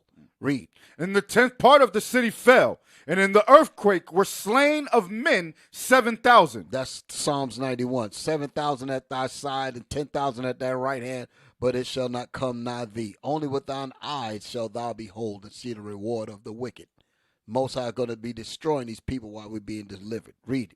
And the remnant were affrighted. And the remnant was afraid. Because when we see all that power go down, we're going to be shaken. We're going to be terrified. Because of that awesome power all around us. Go ahead. And gave glory to the God of heaven. We're going to give glory to the Most High for saving us. We're going to see that awesome power, and we're going to be instantly rejoicing in the Most High, but terrified at the same time, because that power. Could you imagine? Let me give you an example of what this means. Imagine coming out of Egypt, and Moses part the Red Sea, and you're walking on dry land through the Red Sea while you see water up on both sides. Your behind is terrified. And you see the fish and all that. You see all of that. You walking through. That's what this is talking about. You see that. And you just walking. Man, your mind, wow. I mean, I'm just thinking about it just now. Just imagine you walking. You're walking on dry land. And you look to your left and you see the whales and all that. And you're walking on dry land. You're going to be giving praise to the Most High. That's the connection here. Right. What's that thing called? Aquarium? Yes. You're in an aquarium. You're watching you're looking at it and you're walking. Knowing that the Lord is holding it open for you to get on the other side. Then you get on the other side and you see him just close it all up. On your enemies. On your enemies. That's how we're going to be when he delivers us. And you know what's amazing about this here? This is what Jeremiah was talking about. In Jeremiah 16, what's that? 16? Yes, sir. Jeremiah 16 and 14. Jeremiah chapter 16 and verse 14. Therefore, behold, the days come, saith the Lord, that it shall no more be said, the Lord liveth, that brought up the children of Israel out of the land of Egypt. Because prior to what it's going to talk about now, this is what we still remember. I just mentioned about us coming through. That's what we're talking about. Because there has not been anything greater than that at this point. So we still remember how the Lord delivered us walking through the dry ground. Walking through and watching us walk through. We're looking at fish and all kind of stuff. That's something that you ain't never going to forget. You're going to talk about that every year. That's why we celebrate it. That's our Passover. We celebrate that every year because that's what it was. Right. Go ahead. But the Lord liveth. This is what's going to replace that. That brought up the children of Israel from the land of the north. Meaning Babylon the Great. Go ahead. And from all the lands whither he had driven them. So what's going to make that happen when this chariots come up hither? That's what's going to happen there. And that's going to make what happened in Egypt look like child's play. That's what's going to cause it to be no more in remembrance. Because we're going to remember this new thing is going to be so galactic. It's going to make us, you think we was bugging out. You think we was praising the Lord then. We're going to be really praising the Lord, how he going to take us up in chariots. And our enemies going to be dying at the same time. And we're going to see this. Only with thine eyes shalt thou behold and see the reward of the wicked. That's in Psalms 91. A whole Psalms chapter that I memorized as a kid and didn't know what the hell I was talking about. Now I know what it really means. Only with thine eyes shalt thou behold and look at the destruction of your enemies. And we're going to see that. That's going to make me forget about what happened in Egypt. That's why it says, but we're going to say, the Lord liveth that delivered the children of Israel from the land of the north. Meaning from this place here. Go ahead. And I will bring them again into their land. And I will bring them again to the land of Israel. Meaning our homeland. Okay, so that means those rats got to get blown out. That's what that's talking about. The so-called Jews, until the time of the Gentiles be fulfilled. That's going to be their time when their time is up. That's what we're talking about here. So all of these time points going to meet together. Let's go back to Revelation. Because what we just read there is what we're about to read here again in Revelation, the verse that you was in. Revelations chapter 12 and verse 13. Yes. In the same hour was there a great earthquake, and the 10th part of the city fell. The nuclear bombs and the chariots taking us up. Come up hither. Go ahead. And in the earthquake were slain of men 7,000. And the remnant were affrighted. And we were affrighted because we saw all of that power going on around us. Go ahead. And gave glory to the God of heaven. And we gave glory unto the God of heaven because we're going to be sick. Can you imagine our enemies? Like Moses said, look back. From this day forward, you will not see these enemies no more. Man, can you imagine that? Just imagine hearing that. We've been terrorized. All of this damn white bastard been just terrorizing the hell out of us. And just imagine the Lord said, that's the last day you're going to see these bastards. Damn. Imagine how that's going to make you feel. Glory to the God of Damn, heaven. just imagine Yes, that. sir. Just imagine how good you're going to feel to knowing that this evil enemy is dead. You don't even, that's instant therapy. That's instant therapy. You ain't got to work, you ain't got to deal with no more of that. That's over with. Ding dong, the witch is dead. The wicked witch is dead. Right, that's going to be that kind of rejoicing. You ain't got to worry about that. You ain't bully. got to worry about none of that. Just imagine. We ain't even going to know what to do.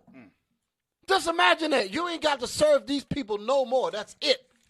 We ain't going to, we're going to be like, yo, what am I going to do now? Some of us, because all that's going to be over with. All that's going to be over with. Whole new frame of thinking. Read on. Verse 14. The second woe is past, and behold, the third woe cometh quickly. Why did I want that verse read? Because that's telling you exactly where we are in God's time. When all of what we just described is going to happen between World War II and World War III. Between World War II and World War III, all of this wake up is going. Everything that I just now read is going to occur after World War II and before World War III. Read that verse again. The second That's woe. letting you know where we are in time right now. Ezekiel, the 37th chapter of the dry bones. This is where we at. Wake up time. After 3 days and a half, this is where we at. Read that again. The second woe is past, and behold, the third woe cometh quickly. The second world war is past, and behold, the third woe cometh quickly. Let's read about the third woe. Let's read about the effects of the third woe. Give me Isaiah 9 and 5. Isaiah chapter 9 and verse 5. To prove that the third woe is talking about what we're about to experience. Because that's what's coming up next. Go ahead. For every battle of the warrior is with confused. All of the previous wars was with confused noise. All of the previous wars, World War I, World War II, even though they dropped the bomb in Nagasaki and all that, but what we're about to read here is really talking about World War III. Read it again. For every battle of the warrior is with confused noise, and garments rolled in blood. And garments rolled in blood, fighting in the trenches with the bayonets in the lungs, heads chopped off, bucklers and shields, and clinging of swords and all of that. Those were the previous wars. Come on. But this war that's coming up now shall be with burning and fuel of fire. It's a whole different kind of war now, with burning and fuel of fire, meaning from nuclear missiles that God calls your smiths to build. Give me Jeremiah 25 and is it 50 and 25? Behold, I have created. No, not that one. Not that one. It's Jeremiah 51. It's 50 and 25.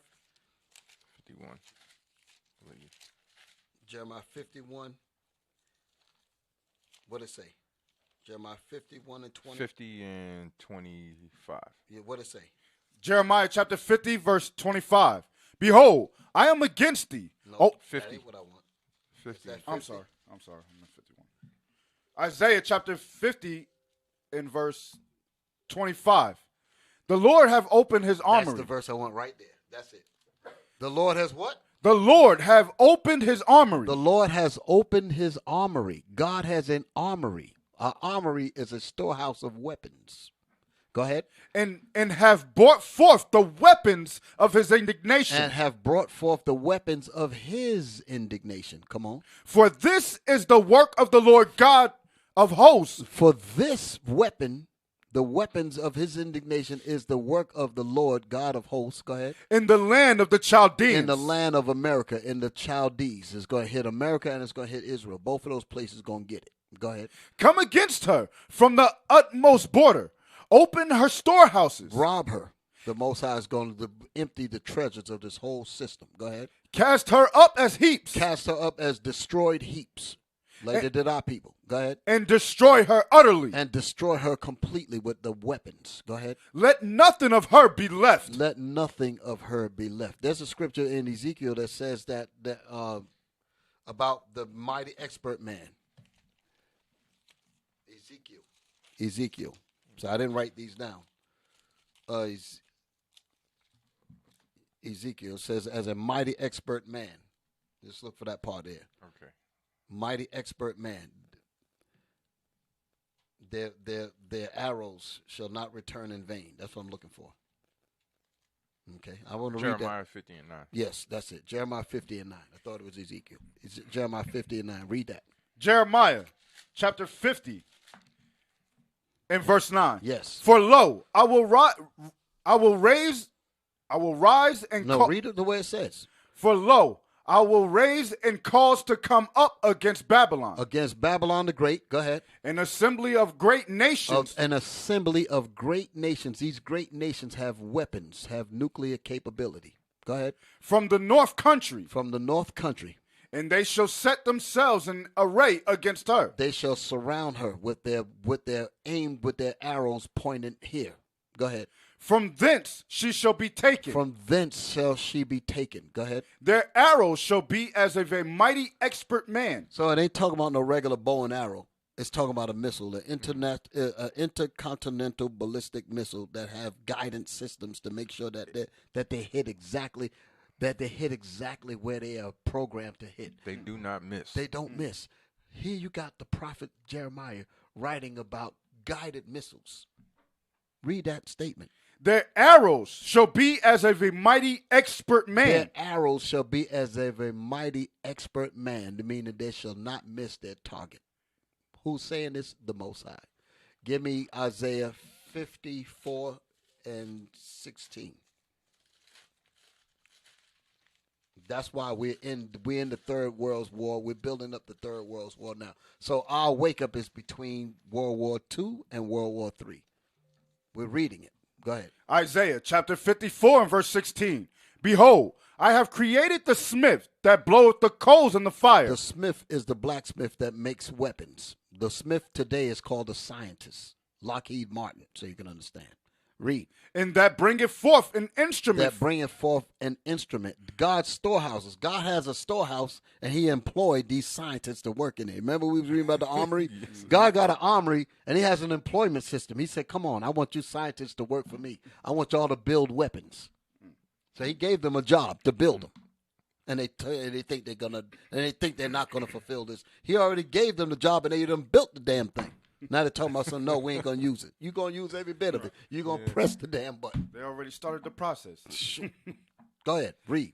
And that bringeth forth an instrument for his work. That bringeth forth an instrument for God's work. Go ahead. And I have created the waster to destroy. That's World War III. The waster is going to destroy this place. That's what it's talking about, the waster. The Most High is so beautiful. Go back to Revelation 11, verse 14 again. Revelation chapter 11, verse 14. The second woe is past, and behold, the third woe cometh quickly. Now give me Revelation chapter 18, verse 8. Revelations 18 and verse 8.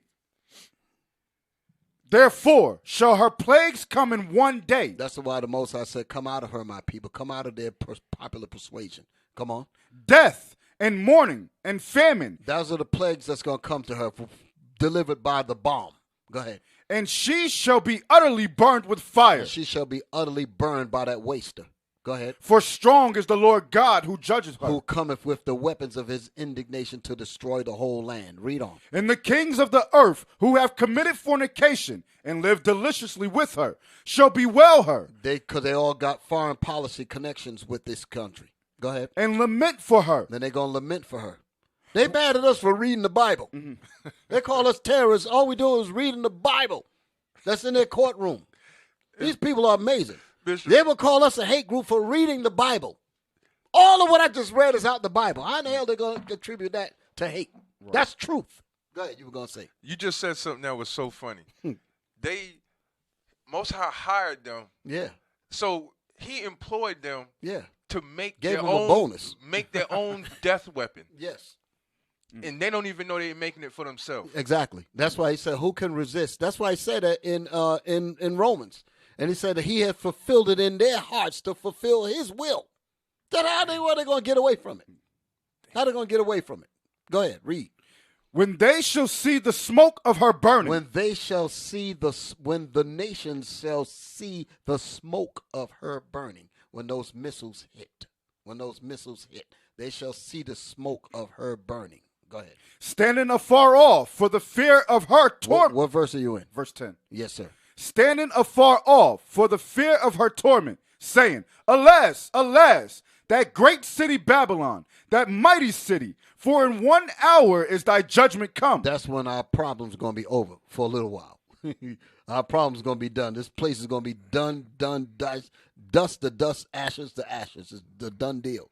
Now go back to Revelation chapter 11, verse 15. Revelations chapter 11 and verse 15. This man can't get out of it. That when he blessed Esau with the art of war and gave him the ability to make weapons, that was him giving him the science so he can build the weapon to his own destruction. That's the reason why they're acting crazy, because they know they cannot get out of this. Jacob must stay asleep. Jacob cannot know about this. The 12 tribes of Israel cannot know about what I just said. They can't know this. Do you know what this would do if they really found out that we are a doomed people? They won't worship us no more. They won't look up to us no more. Mm-hmm. Go ahead. Revelations chapter 11 and verse 15. And the seventh angel sounded. That's the bomb. Go ahead. And there were great voices in heaven saying, the kingdoms of the world are become the kingdoms of our Lord. That's when the Most High is going to take the crowns from all of the kingdoms and give them to Israel. Christ's going to take them, and he's going to allow us to rule with him because we his fellow heirs. Go ahead. And of his Christ. And he shall reign forever and ever. And that's how it's going to be. That's the kingdom. That's Daniel 7:27, so you can understand. Oh, and the kingdom and dominion and the greatness of the kingdoms under the whole heaven shall be given to the people of the saints of the Most High, which is an everlasting kingdom, which shall never be destroyed. Okay? So that's where we're ending up. That's where we're going to go. Praises for yes, that. Sir. Man. Yes, sir. Now, I ain't done yet. I want to mention one thing. So basically what we're talking about here is that all of what's going on now with the persuasion, with the evil that's going on, everything that's happening on social media and the news and everything else that's trying to suppress this truth, trying to repress it, trying to obliterate it, trying to lie against it, sully it, is all happening between World War II and World War III. I keep repeating that because I want us to know where we are in God's time. This is where we are. We are in the middle of prophecy right now. Mm-hmm. No matter what they do, they cannot get out of this. The Bible and the books were open. The books is actually revealing all of this information that we're reading here. These are the facts. They can't deal with this. What is the preacher going to do? What can a lying preacher say against what we just brought out? Nothing. There's nothing that he could do to change the fate of all the nations that God has recorded in the Bible. They can lie, but that ain't going to change the fate of the Bible. What's happening in this earth is what God has proposed. He's going to continue to cause things to happen where his truth is going to get out there even more and more and more. There's no stopping it. Even if you're successful and you kill off some of us, the truth is still going to get out there. Right. It's still going to get out there. Like I've been saying for the longest, you may get me, but when I come back, I'm coming back to hang your ass. You may get me because the Bible is going to come to pass regardless. Okay? Now, give me that scripture. Let me read this here. First Ezra 5:73. I jumped down because I wanted to, because I'm going to read this again. But I'm going to do this in another part because I want to go fully more into the popular persuasion dealing with truth versus hate. Give me that. First Ezra chapter 5 and verse 73. And by their secret plots. There are secret plots, secret counsels that is designed to keep us blind, to keep us from knowing this truth, keep us in a stupor. Go ahead. In popular persuasions. And popular persuasions is their media. Go ahead. And commotions. And commotions causing problems between Israelites and like what's going on with Kyrie and Ye. There's a commotion saying that these people are anti-Semitic. That's a commotion. Drumming that up to levy and to induce hatred and murder for these men. to induce murder against Colin Kaepernick, and you burning his jersey. You really wanted to burn him. Okay? You wanted to castrate anybody that would stand up for nothing but truth. Ain't said nothing about hating anybody. We're just trying to speak about a violence that has been happening to us, and we have not been allowed to do that. Wow. Go ahead. They hindered the finishing of the building. They don't want us to build for our nation. They don't want us to gather the Israelites together and cause us to work for the Most High and build and learn how to work as brothers and sisters, to learn how to work as a nation that is not desired. That's what we're trying to do. We're not trying to hate anybody particularly. We're just trying to do for ourselves. But your lying media and your popular persuasion is putting a narrative out there that we deserve to be murdered, that we deserve to be shunned, that we deserve to be hated and attacked. Here you got Geno Jennings talking about the purple gang. That Negro gonna pay for that statement. He ain't off the hook. Even though a lot of other stuff going on around the earth, the Most High got you, brother. You gonna pay for that statement. If any harm come to any of us as a result of that madness that you put out there, you gonna pay for that. You gonna pay because you played in Satan's bidding. Okay, and you gonna pay for that. The scriptures plainly tell you that. Let's read that. Give me that in Matthew. Matthew 18 and 7. Okay, talking about some purple gang, and said that we bomb churches, we are violent. They'll attack you. Matthew chapter 18 and verse 7. Damn. Go ahead. Verse 7. Woe unto the world because of offenses, for it must needs be that offense come. But woe to offenses come. Go ahead. But woe to that man. But woe. So there's going to be offenses that's going to happen against the Most High's children. There's going to be offenses that's going to happen to us as a people. So the Lord said offenses are definitely going to come. But read that again. But what? But woe. But woe to that man by whom the offense cometh. If you incite a situation that cause harm to any of us, God is going to mark that down. Because we never called for the violence of anybody. Never. We never did that. But you are trying to incite violence against the Israelites, thinking that that's going to give you a pass. You're going to pay for that, brother. You better quickly repent. That's all I can say to you. You better quickly repent before the Most High marks that down in his book. Yeah, what you got? That Psalms, I think it's 105. 15. This is what you're saying, Bishop. Psalms chapter 105 and verse 15, saying, touch not my anointed. That's it. And do my prophets no harm. If we're not the prophets of God, who's telling you about what this Bible is saying? What prophet is going inside this Bible and bringing out this information that we're bringing out? Where is he? Where they at? Where's the churches that's going through these scriptures the way we're going through these scriptures? Where are they? If we're not the prophets of the Most High, then where are they? Like I say to the brothers all the time, I say, we're the guys. Ezekiel saw us. Ezekiel, the 37th chapter, Ezekiel saw IUIC. I'm not speaking against other camps, but I'm just saying Ezekiel saw IUIC. Saw Israel united in Christ. Ezekiel saw that. Right, because if they didn't see IUIC, who else did they see? Who else did they see? Who else? That's out there the point. doing that? Who else did they see? Because we're in the time. This is the time. We're in that time. This is before the Third World War. So who is this? Where's this group at? If we're not it. And Esau knows that, and it's a secret plot to kill us, because they know. They say, "Where's him, the son that's supposed to be the deliverer?" They're looking at us like that, like they look for Christ, like they look for Moses. They're trying. They say, "Where is he?" And they always got some Negroes trying to slick their way in. Give me some information. Is these the guys? Like, we got spies all in us. We know that. We got turncoats. We got all kind of people that's infiltrated. That's feeding information back to Satan. We know that. We understand that. And the objective is, are these the guys? What are they talking about? Are these the ones? Then we got to plot against them. We got to have our secret plots against them. We got to make sure that they do not get that Bible out to those people. That's what's going on. Where are we at? You want to finish 1 Ezra? Yes, sir.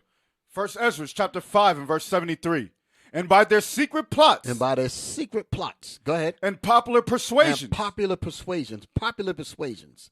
This is the part. This is what I really wanted to go into when I said popular persuasions, because what made the persuasions popular? What made the persuasions popular is because they know how to get inside the minds of the people and turn them and make them follow a particular dictate, irregardless of how they feel. Okay, meaning in spirit, they will dictate on how they are to move, and they will become. They will think that their behavior in being controlled, they actually think that's the real them. Okay. Now I'm gonna open that statement up a little further. Where we at? And commotions. They hindered the finishing of the building. Their objective is to slow down the progress of Israel, to slow down the progress of the Israelites repenting. Go ahead. All the time that King Cyrus lived. So they were hindered from building for the space of 2 years. So that's what they're looking to do. They want to hamstring our efforts to gathering the 12 tribes of Israel. That's the reason why they want to slow down our videos, slow down the internet, do all kind of things, sully our views, all kind of things to keep the Israelites from waking up. Now, I'm going to change gears. That's it for that, right? Yes, sir. I'm going to change gears. Right before we close, because next week, Lord willing, I'm going to go further into this here. I'm just going to mention a few things, and then I want to explain where we're going with this particular lesson. Read Revelation 12 and 12. I forgot to read that. Revelation 12 and 12. Revelations chapter 12 and verse 12. Therefore rejoice, ye heavens, and ye that dwell in them. Woe to the inhabitants, the inhabitants of the earth and of the sea, for the devil is come down unto you. For the devil, Esau, is come down upon all of us. Go ahead. Having great wrath. He's having great wrath. He's going crazy now because his truth is 10 is behind him. He can't get sleep. The top commander on the top bunk, he's hearing the slaves scream and cry, and the Lord is listening to them, and he can't get any sleep. This truth is getting out. Go ahead. Because he knoweth that he have but a short time. How does he know that he has a short time? Because he's getting reports that the Israelites are repenting. Through his turncoats, through his Uncle Tom, through his spies, through his Dothard Perrys, so you can understand, through his Ed Riggs. Okay? Through his what's that other guy that set up Fred Hampton? William O'Neill, right? William O'Neill. Yeah, William O'Neill. Through his William O'Neills, his spies. That's what it's talking about. Read that again. That last piece. Because he knoweth. Because he knoweth that he have but a short time. Because he's keeping a heavy watch on the 12 tribes of Israel. He's mainly watching Judah. He's worried about Judah. He's worried because Judah is the key that's going to wake up the other tribes. And that's written in the history books as well. I'm going to bring that out next week. Okay. But I want to say something about what's going on right now before we close up. Enter B.F. Skinner. So, oh, hell, what the hell are we talking about? B.F. Skinner. B.F. Skinner. Show that. Popular persuasion. Popular persuasion. B.F. Skinner. Can we zoom in on the top? Okay, it says, if you plan to read only one book this year, this is probably one you should choose. And that's New York Times. That's what they said. Now, never mind all of that. I'm not trying to sell the book. But that line under it, a stunning new plan to alter human behavior. To alter human behavior. This is popular persuasion. And the persuasion is so popular that human behavior is altered. And people are so into it, they don't realize that they've lost freedom and they've lost dignity. That's why the book is named that.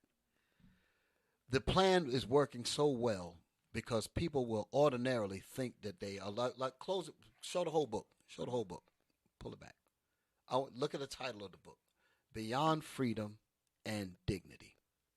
So what kind of plan could be put forward that'll make people believe that will make people, I'm going to make sure I say this right, that will make people believe that they are still free and that they have dignity, when in reality they don't have neither.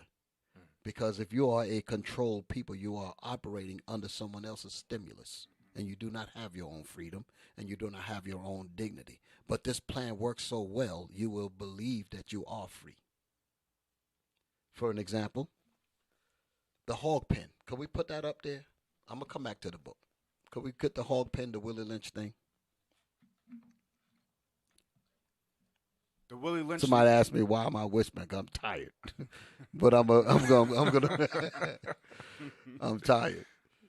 But I'm gonna speak up a little. I'm gonna speak up a little louder. The Willie Lynch letter and the making of a slave. Go inside the hog pen thing. Jump down to the right there.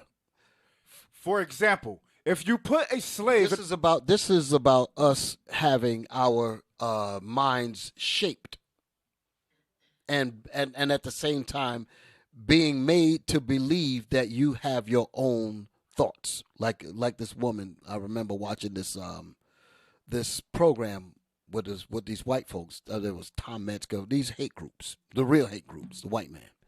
And you had a white woman that stood up and she said, well, these people should have their own opinion to do this and that. You know, who are you to tell them that they can't think this way?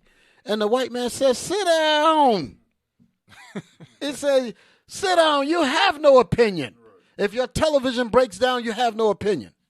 Because basically her mind is, he said, your opinion is TV. Your mind is TV.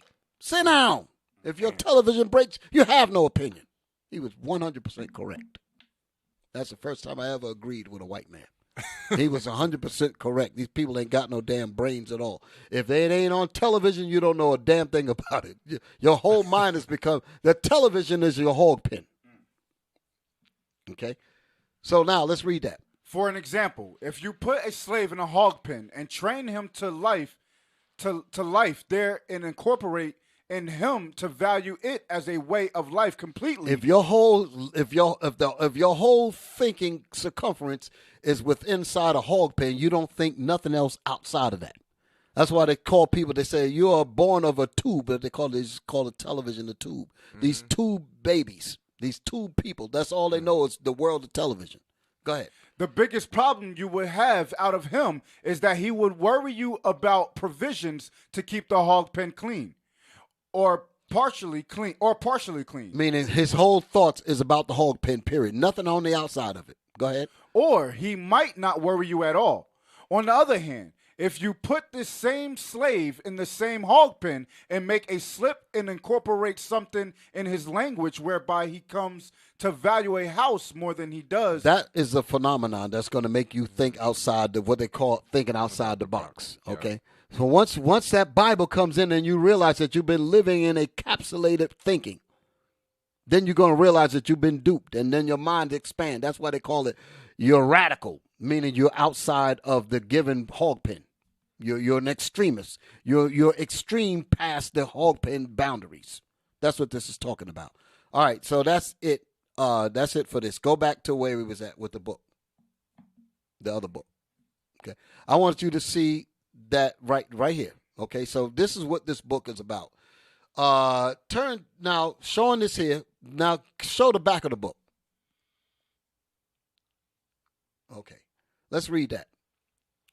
Can y'all blow? There you go. This is on the back cover. Let's read this. We can no longer afford freedom. We can no longer afford, in other words, real freedom. We can no longer afford real freedom. Let me show you how far this thing goes. There's something that's called operant conditioning, or the Skinner box. I use that, where it's a system of reward and punishment. You can put it on me. I'm gonna explain this. There is a social condition that's out here where they use punishment and they use reward to influence behavior. That's what happened during in the Skinner box. The same man had this experiment with rats, or the different birds or whatever. Yeah. And they would reward it. They would reward the bird if the bird or the rat did what they wanted it to do, and if it didn't operate a particular way, they'd give them an electric shock. That's what's happening to people, and the purpose of doing that is to curtail their behavior to be exactly what the oppressor that's turning the electric grid on wants you to do, and that's basically where we are as a society. The people in the media is that way. I mean, the people underneath the influence of the media. The electric grid is the media.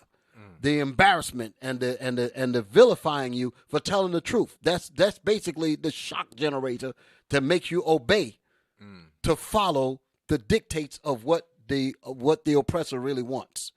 So, if you do that long enough, you will actually believe that that's your natural behavior. Because after generations and generations of this, you'll actually begin to believe that this is really me. Oh, this is what I'm really about. Case in point, Dwayne Wade. His son. His son wants to be a woman, and he's rewarded, giving him all kinds of platforms and all kinds of stuff like this here. Modeling companies, all of that stuff is to reward wicked behavior. But now Kyrie, Ye, and other brothers that's telling the truth, they're giving him the electric shock. That's the punishment to guide him to basically put blinders on him to put him back on the racetrack to run the course that they want him to run. That's some stuff. This is what this man is talking about. But you would think after years of having your history cut off, you will actually not know where you're really supposed to be. You have no historical base to connect you to where you have no standard to tell you how you're really supposed to think. That's the importance of cutting our history off, because we don't know where we're supposed to be.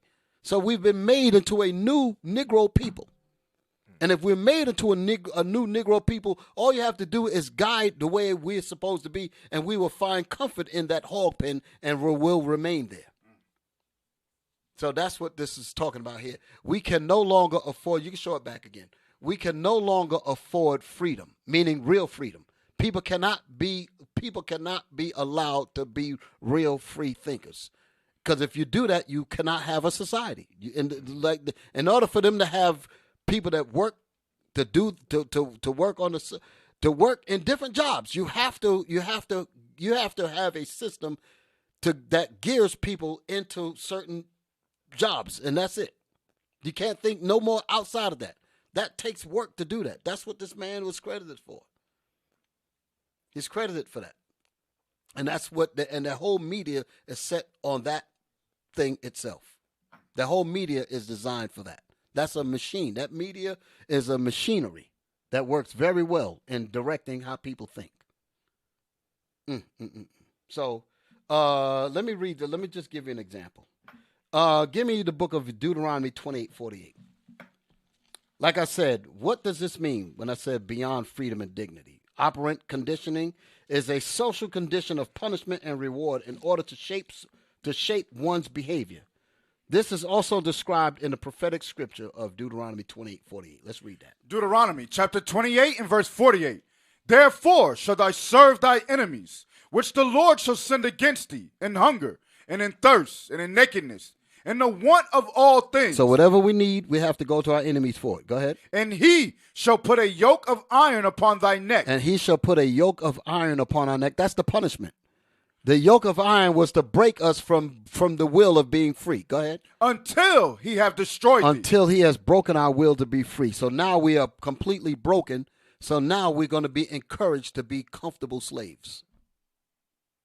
And we will adapt into that, and we will actually want it, and we will continue. We will actually gravitate and say, this is where I belong, rather than going. It's actually painful to go back to where we really belong. That's how successful this thing was. Until he have destroyed us. Now we're comfortably in slavery. Pretty much the scripture you brought out about trusting in oppression. Right. We trust in oppression. Exactly. We trust in oppression. Here's another one. Ecclesiastes 7:7. Ecclesiastes 7:7.